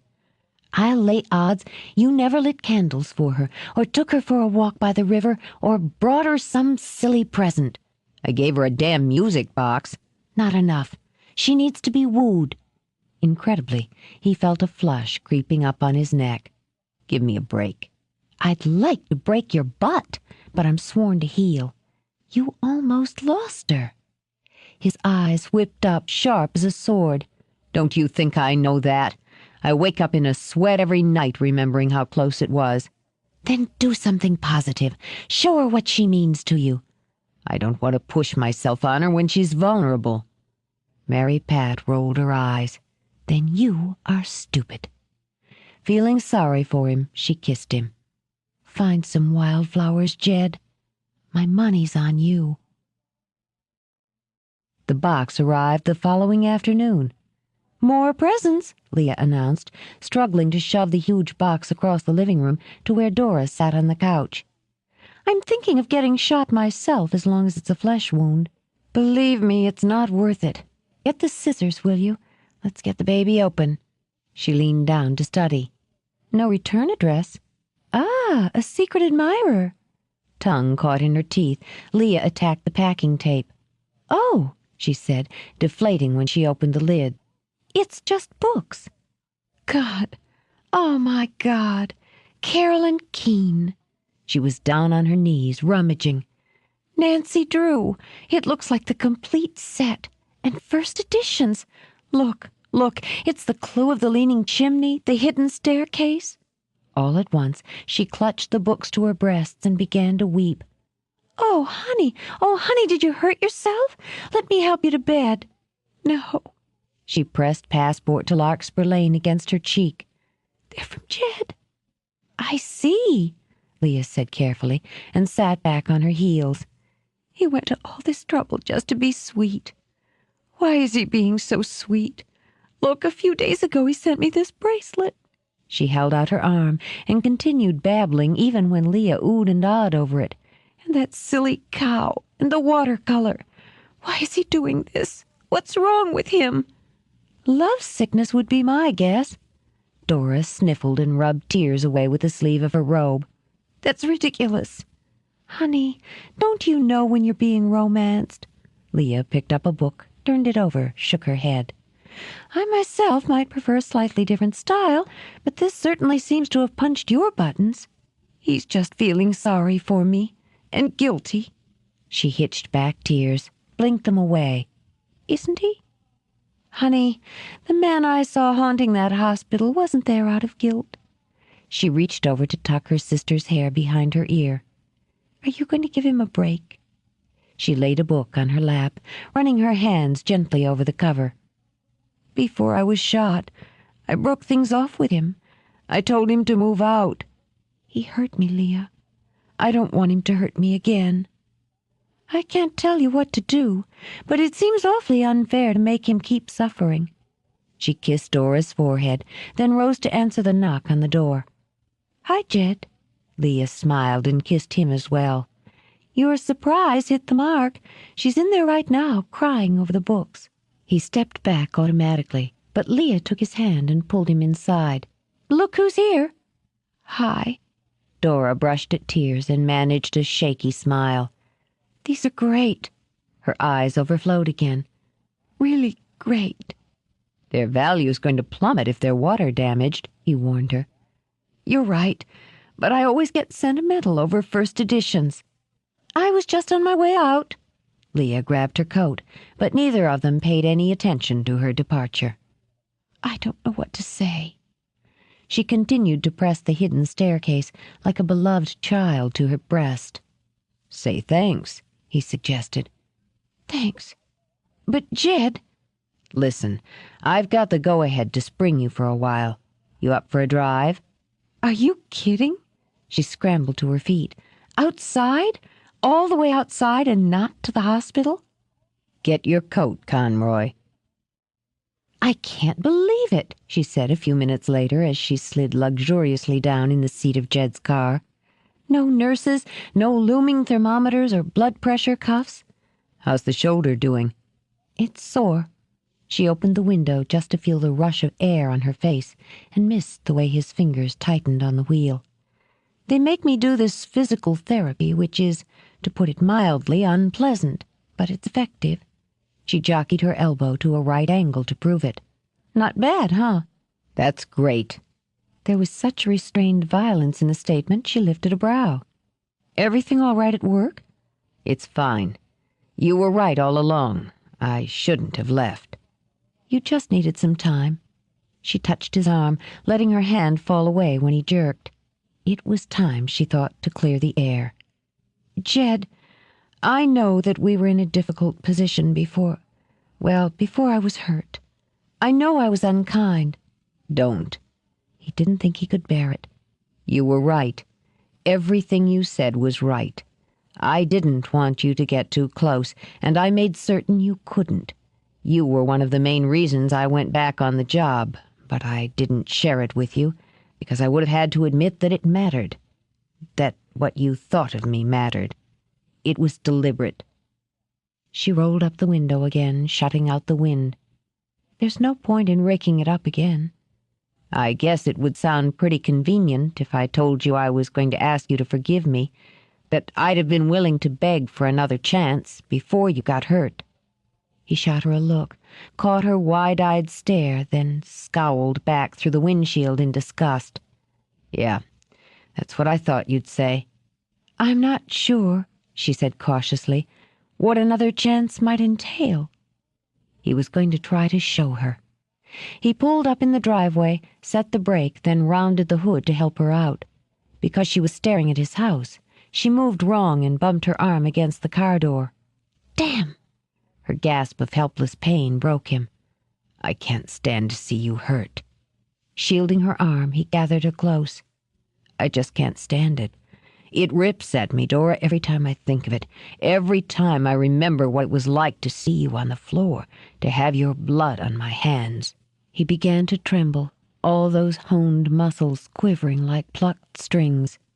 I thought you were dead. I looked at you, and I thought you were dead. Don't, she soothed automatically. I'm all right now. I didn't prevent it, he said fiercely. I was too late. But you weren't. You saved my life. He'd have killed me. He wanted to, as much as he wanted the painting. You stopped him. It isn't enough. Fighting for control, he gentled his grip on her and stepped back. It suits me pretty well. Jed. She lifted a hand to his cheek. He grasped at it, pressed it hard to his lips. Just give me a minute. He stood there a moment, with the air cool and crisp, whispering through denuded trees and sleeping winter grass. You shouldn't be standing out in the cold. It feels great. I want you to come inside. I want to finish this inside. All right. Though she no longer felt weak, she let him support her as they went up the walk. She thought he needed to. But it was he who was unsteady as he unlocked the door, opened it, led her inside. His nerves jumped as she let out a quiet gasp of pleasure. She stepped onto the welcoming Baccara rug. You've put things back. Some. He watched the way she ran her fingertips over the rosewood table, the curved back of a chair, the way she smiled at the fussy gilded mirror. My landlord kicked me out, so I took a few things out of storage. The right things. She walked on into the front parlor. He'd put back a curvy pin-striped settee, a lovely Tiffany lamp on a satinwood table. There was a fire burning low in the hearth. She felt both a surge of pleasure and grief. You're moving back in? That depends. He slipped her coat carefully off her shoulders, laid it on the arm of the settee. I came back here last week. It wasn't the same. I could see you walking up the stairs, sitting on my window seat, looking out the kitchen window. You changed the house, he said, as she turned slowly to face him. You changed me. I want to move back in and make it work, if you'll come with me. Dora didn't think the sudden dizziness had anything to do with her healing injuries. I think I want to sit down. She lowered herself to the striped cushions and took 2 careful breaths. You're going to move back here? You want to move back here? Yeah, that's right. And you want me to live with you? If that's the best I can get. He took a small box out of his pocket and pushed it into her hands. I'd like it better if you'd marry me. Can I? Her voice came out in a squeak. Can I have some water? Frustrated, he dragged a hand through his hair. Damn it, Conroy. Sure. He bit back on temper and a terrible fit of nerves. Sure, I'll get it. She waited until he was out of the room before she worked up the courage to open the box. She was glad she had, because her mouth fell open. She was still staring dumbfounded at the ring when he came back in, carrying a baccarat tumbler filled with lukewarm tap water. "Thanks." She took the glass, drank deeply. "It's a whopper." Disgusted with himself, he fumbled out a cigarette. "I guess it's overstated." "Oh, no. There isn't a diamond in the world that's overstated." She laid the box in her lap, but kept a hand possessively around it. "Jed, I think these past few weeks have been as hard on you as they have on me. I might not have appreciated that, but—" "I love you, Dora." That stopped her cold. Before she could gather her wits, he was beside her on the settee, crunching several bones in her hand. "God damn it. Don't ask me for another glass of water. If you don't want to answer yet, I'll wait. I just want a chance to make you love me again." "Is that what all this has been about? The presents and the phone calls? You were trying to undermine my defenses when I was down." He looked down at their joined hands. "That about sizes it up." She nodded, then rose to walk to the window. She'd want tulips out there in the spring, she thought, and lots of sunny daffodils. "Good job," she said quietly. "Damn good job, Skimmerhorn. It was the books that really did it, though. How could I possibly hold out against a complete set of first edition Nancy Drew?" She looked down at the bold, square-cut diamond still in her hand. "You exploited my weaknesses for nostalgia, romance, and material gain." "I'm not such a bad deal." Nerves screaming, he came up behind her to touch a hand to her hair. "I've got some flaws, sure, but I'm loaded." Her lips curved. "That approach might have worked once, but I'm pretty well set myself since I'll be awarded a fat finder's fee on the Monet. I might be greedy, Skimmerhorn, but I have my standards." "I'm crazy about you." "That's better." "You're the only woman I've ever wanted to spend my life with." He brushed a light kiss at the curve of her shoulder and throat and made her sigh. "The only woman I've ever loved, or want to love." "That's excellent." "I don't think I can live without you, Dora." Tears burned her throat, thickening her voice. "Direct hit." "So, does that mean you're going to fall in love with me again?" "What makes you think I ever stopped?" The hand he had in her hair fisted and made her wince. "And the marriage thing? You'll give it a shot?" She grinned into the sunlight. It might not have been the world's most romantic proposal, but it suited her. It suited her just fine. "We'll need lace at the curtains, Jed, and I have a Chippendale bench that's waiting to sit in front of that fire." He turned her around, brushing her hair back so that his hands could frame her face. He only had to see her eyes for the nerves to vanish. "Kids?" 3. "Good number." Overwhelmed, he rested his brow against hers. "There's a bed upstairs in the master suite. I think it's a George III. 4-poster? Tester. Stay here with me tonight." She laughed her way into the kiss. "I thought you'd never ask." We hope you have enjoyed our presentation of Hidden Riches by Nora Roberts. Copyright 1994 by Nora Roberts. Read by Sandra Burr. Performance copyright 1994 by Brilliance Audio. All rights reserved. For further information concerning this program or other Brilliance Audio titles, please call the following toll-free number: 1-800-222-3225, or visit our website at www.brillianceaudio.com. No part of this recording may be played for an audience or reproduced in any form. It may not be streamed, downloaded, broadcast, or copied without written permission. Address all inquiries to Brilliance Audio, Post Office Box 887, Grand Haven, Michigan 49417. Audible hopes you have enjoyed this program.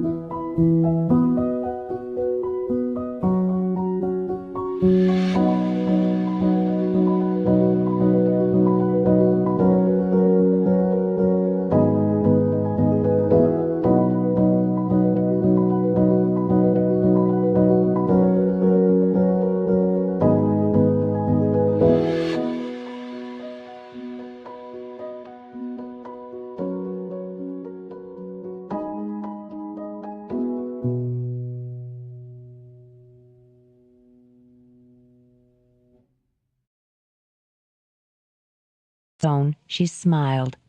Definitely the red. For all you know, he won't even see you. Of course he'll see me. She stopped, frowned. How are we going to make him want to see me? Because you're going to call him, and you're going to say exactly what I tell you to say. I see. She tilted her head, lifted a brow. Have you written me a script, Skimmerhorn? I'm a quick study. I can be off book in no time. Just do what you're told. In Los Angeles, Winesap entered Finley's office with a worried frown creasing his face. Mr. Finley, sir. Miss Conroy, she's on line 2. She's waiting to speak with you. Is that so? Finley closed the file he'd been studying, folded his hands on top of it. An interesting development. Winesap's hands twisted together like nervous cats. Mr. Finley, when I spoke with her earlier today, she was quite cooperative, and I certainly never mentioned my connection with you. I don't know what this might mean. Then we'll find out, won't we? Sit, Abel. He lifted the receiver and, smiling, leaned back in his chair. Miss Conroy, Edmund Finley here. He listened, his smile growing wider and more feral. I'm afraid I don't follow you, Miss Conroy. You're inquiring about one of my employees, Anthony DiCarlo? I see. He picked up a letter opener from his desk and tested the honed point with the pad of his thumb. Of course, I understand if you feel a personal meeting is important. I don't know if I'll be able to help. We've told the police all we know about Mr. DiCarlo's unexplained disappearance, which is, unfortunately, nothing. Very well, he added after a moment. If you feel you can't discuss it over the telephone, I'd be happy to see you.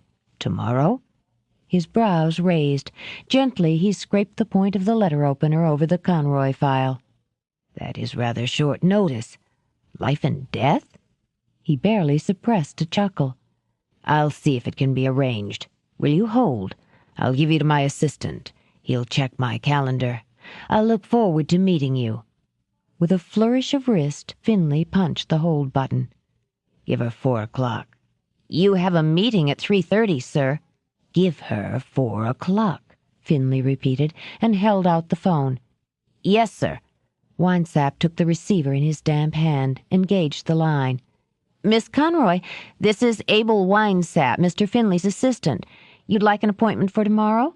I'm afraid the only time Mr. Finley has open is at 4. Yes. You have the address? Excellent. We'll be expecting you. Delightful. Finley nodded approval when Winesap replaced the receiver. Simply delightful. Fools walk in, Abel. He opened Dora's file again and smiled genially at her dossier. I'm certainly looking forward to this. Clear my calendar for tomorrow afternoon. I want no distractions when I see Miss Isadora Conroy. She will have all my attention. Tomorrow, 4 o'clock, Dora said, and turned to Jed. He sounded puzzled but cooperative, pleasant but reserved.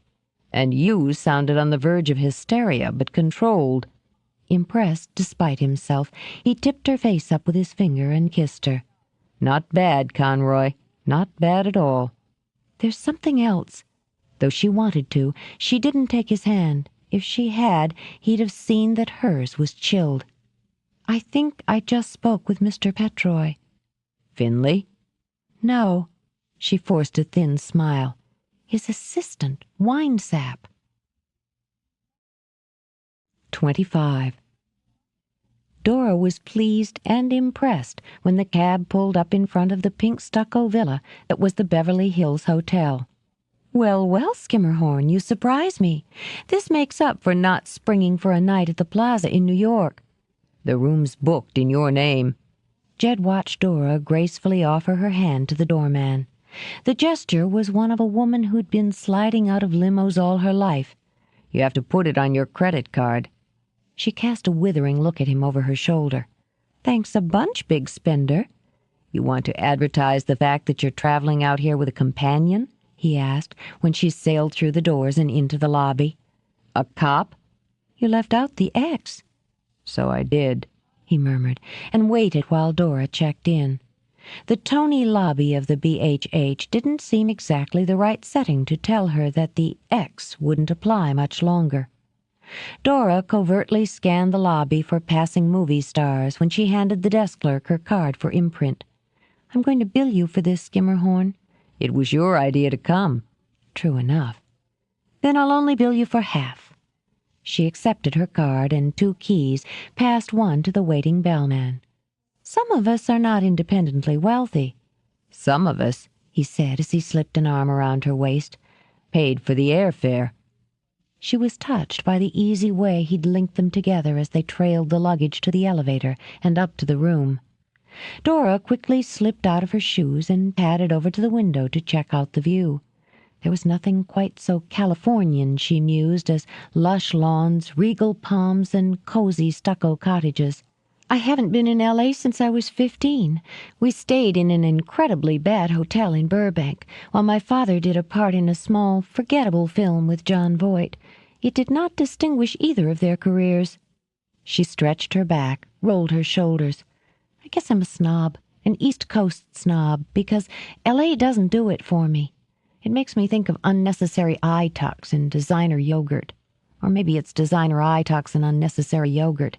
After all, who really needs yogurt in their lives?" She turned back, her smile becoming puzzled when he only continued to stare at her.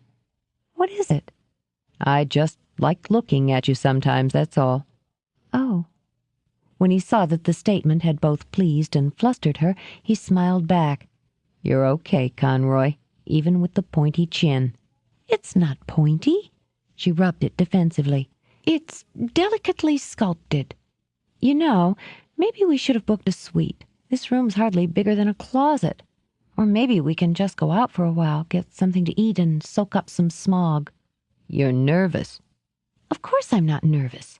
She tossed her bag onto the bed and undid the straps. "You're nervous," Jed repeated. "You talk too much when you're nervous. Actually, you talk too much all the time, but there's a different quality to the babble when you're nervous, and you can't keep your hands still." He laid his gently over hers. "Obviously, I've already become too predictable, the first death knell in any relationship." He simply turned her around, keeping her hands in his. "You've got a right to be nervous.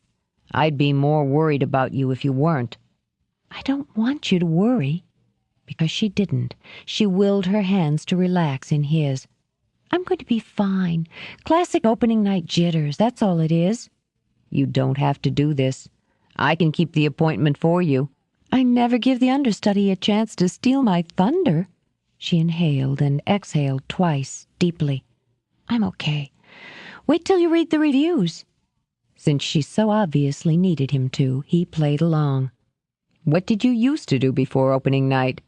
Thinking back, she sat on the edge of the bed. "Well, you'd pace a lot. Pacing's good. And you'd keep running lines in your head and going over the blocking. I'd get out of my street clothes and into a robe, sort of like a snake shedding, and vocalize. I used to do a lot of tongue twisters." "Such as?" "Moses supposes his toes are roses," that kind of thing. Grinning, she waggled her tongue between her teeth. "You've got to limber the tongue." "Yours has always seemed pretty limber to me." "Thanks." She laughed and looked back at him. "Good job, Skimmerhorn. I feel better." "Good." He gave her hair a brotherly tussle, then turned to the phone. "I'll order up some room service, then we'll go over the routine again." Dora groaned and flopped back on the bed. "I hate heavy-handed directors."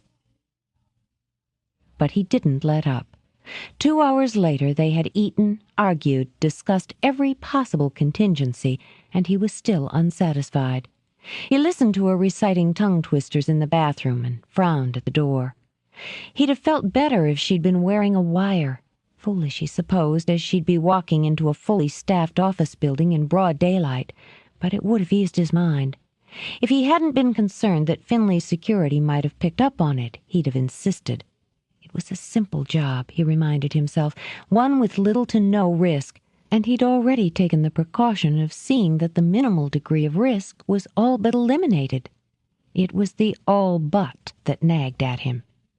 The door opened, and Dora stepped out wearing the red suit that showed off every glorious curve in that sexy body, highlighting her legs in a way that would make any man this side of the grave salivate. "What do you think?" She was holding 2 different pairs of earrings up to each lobe. "The drops or the knots?" How the hell should I know? "The knots," she decided. "More discreet." She fastened them on. "I'd forgotten how much better you feel once you're in costume. There's just those little ripples of nerves that keep the adrenaline up." She reached for her bottle of perfume. He frowned as she spritzed on scent, the throat, the back of the neck, the wrists, the backs of her knees. Something about the female ritual made his stomach jitter. When she picked up her antique silver brush and pulled it slowly through her hair, he knew what that something was. It made him feel like a voyeur. You look fine. He had to clear his throat. You can stop primping now. Brushing your hair isn't primping, it's basic grooming. While she gave it another sweep, she caught his gaze in the mirror. "I'd swear you're more nervous than I am." Just stick to the plan and try to remember everything you see. Don't bring up the painting. You haven't got a clue about the painting. Try to go through Winesap. We're running him down, but I want your impressions, not your speculations, your impressions. "I know." Patiently, she set the brush aside. "Jed, I know exactly what to do and how to do it. It's simple. Simpler because I might have done just this if I hadn't known about the painting. It's a very logical step." Just watch your ass. "Darling, I'm counting on you to do that for me." Dora was impressed with the decor of Finley's outer office, trying to pick up helpful clues. As she'd suspected, he was a collector, and their mutual interest would give them a firm foundation. Her hands were chilled. That was good, too. The honest nerves she projected were just what she needed to set the tone for her visit.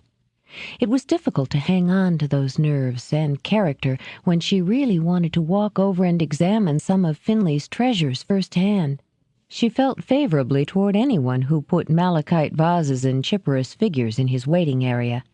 And the settee she was using was no reproduction. Early Chippendale, Dora thought reverently, high-style rococo. She sincerely hoped Finley would prove himself to be in the clear. She'd love to develop a business relationship, but if he wasn't... The thought of that had the nerves creeping back. She fiddled with the calla lily pin at her lapel, brushed at her skirt, looked at her watch. Damn, it was 4:10, she thought. How long was he going to keep her waiting? Excellent, excellent, Finley murmured to Dora's video image. She was every bit as lovely as he'd expected from the faded newspaper photos Winesap had unearthed from old show and style sections. Her wardrobe showed a flair for color and line, as well as an affection for the feminine. He respected a woman who knew how to present herself to her best advantage. He enjoyed the way her hands moved restlessly through her hair, over her body. Nerves, he thought, pleased. A spider gained more thrill from a panicky fly than a resigned one. And despite the nerves, he noted, her eyes were drawn again and again to pieces in his collection. That flattered him. They would do very well together, he decided, very well indeed. He buzzed his receptionist. It was time to begin. "Mr. Finley will see you now." "Thank you." Dora rose, tucked her envelope bag under her arm, and followed the woman to the double doors. When she entered, Finley smiled and stood. "Miss Conroy, I'm so sorry to have kept you waiting." "I'm just happy you could see me at all." She crossed the rug, that pool of white, and took his extended hand. Her first impression was one of vitality and health and of well-channeled power. "It seemed important to you. What can we offer you? Some coffee, tea, or perhaps some wine?" Wine would be lovely, and would give her the prop of a glass to twist in her hands as she told her story. "The Puy Fumé, Barbara. Please sit, Miss Conroy. Be comfortable." In a move calculated to disarm her, he rounded the desk and took the chair beside her. "And how was your flight?" "Long." Dora's smile was fleeting. "But I shouldn't complain. The weather was turning nasty at home. But of course I'll go back tomorrow." "So soon?" His bright eyes glinted with just the right touch of curiosity. I'm flattered to have such a pretty young woman travel all this way just to see me. His receptionist had uncorked the bottle. Obviously, Dora mused, her duties included those of a wine steward. She passed Finley the cork and tipped an inch of wine in his glass for approval. Yes, he said, after rolling the wine on his tongue and swallowing. That will do nicely. When the wine was poured in both glasses, the secretary slipped soundlessly out of the room. Finley raised his glass. To your health, Miss Conroy, and a safe journey home. Thank you. It was beautiful wine, silk on the tongue, with just a hint of smoke.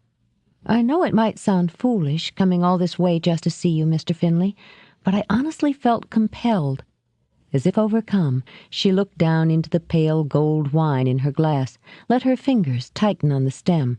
Now that I'm here, I don't know where to start. I can see you're upset, Finley said kindly. Take your time. You told me on the phone this had to do with Anthony DiCarlo. Are you— He paused delicately. A friend? Oh, no. There was horror in her voice, in her eyes, as she dragged them back to Finley's. She imagined DiCarlo's voice whispering in her ear to bring the rusty edge of revulsion into her voice. No, Mr. Finley, I need to ask how much you know about him. Personally? Thinking, he pursed his lips. I'm afraid I don't know many of my branch employees as well as I might. The company is very large now, and unfortunately that depersonalizes matters. We had a meeting here just before Christmas. I noticed nothing out of the ordinary. He seemed as competent as always. Then he's worked for you for some time? 6 years, I believe, more or less. He sampled more wine. I have studied his files since this odd disappearance to refresh my memory. He has an excellent record with the company. Mr. DiCarlo worked his way up the corporate ladder rather quickly. He showed initiative and ambition, both of which I believe in rewarding. He came from a poor background, you know. When she only shook her head, he smiled and continued. As I did myself. The desire to better oneself. This is something I respect in an employee and also tend to reward. As one of my top executives on the East Coast, he's proven himself to be reliable and cunning. He smiled again. In my business, one must be cunning. I'm very much afraid of foul play. As Mr. DiCarlo's work record would indicate, he isn't a man to neglect his responsibilities this way. I think I might know where he is. Really? There was a flash in Finley's eyes. I think he's in Philadelphia. As if to bolster her courage, Dora took another quick sip and her hand shook lightly. I think he's watching me. My dear. Finley reached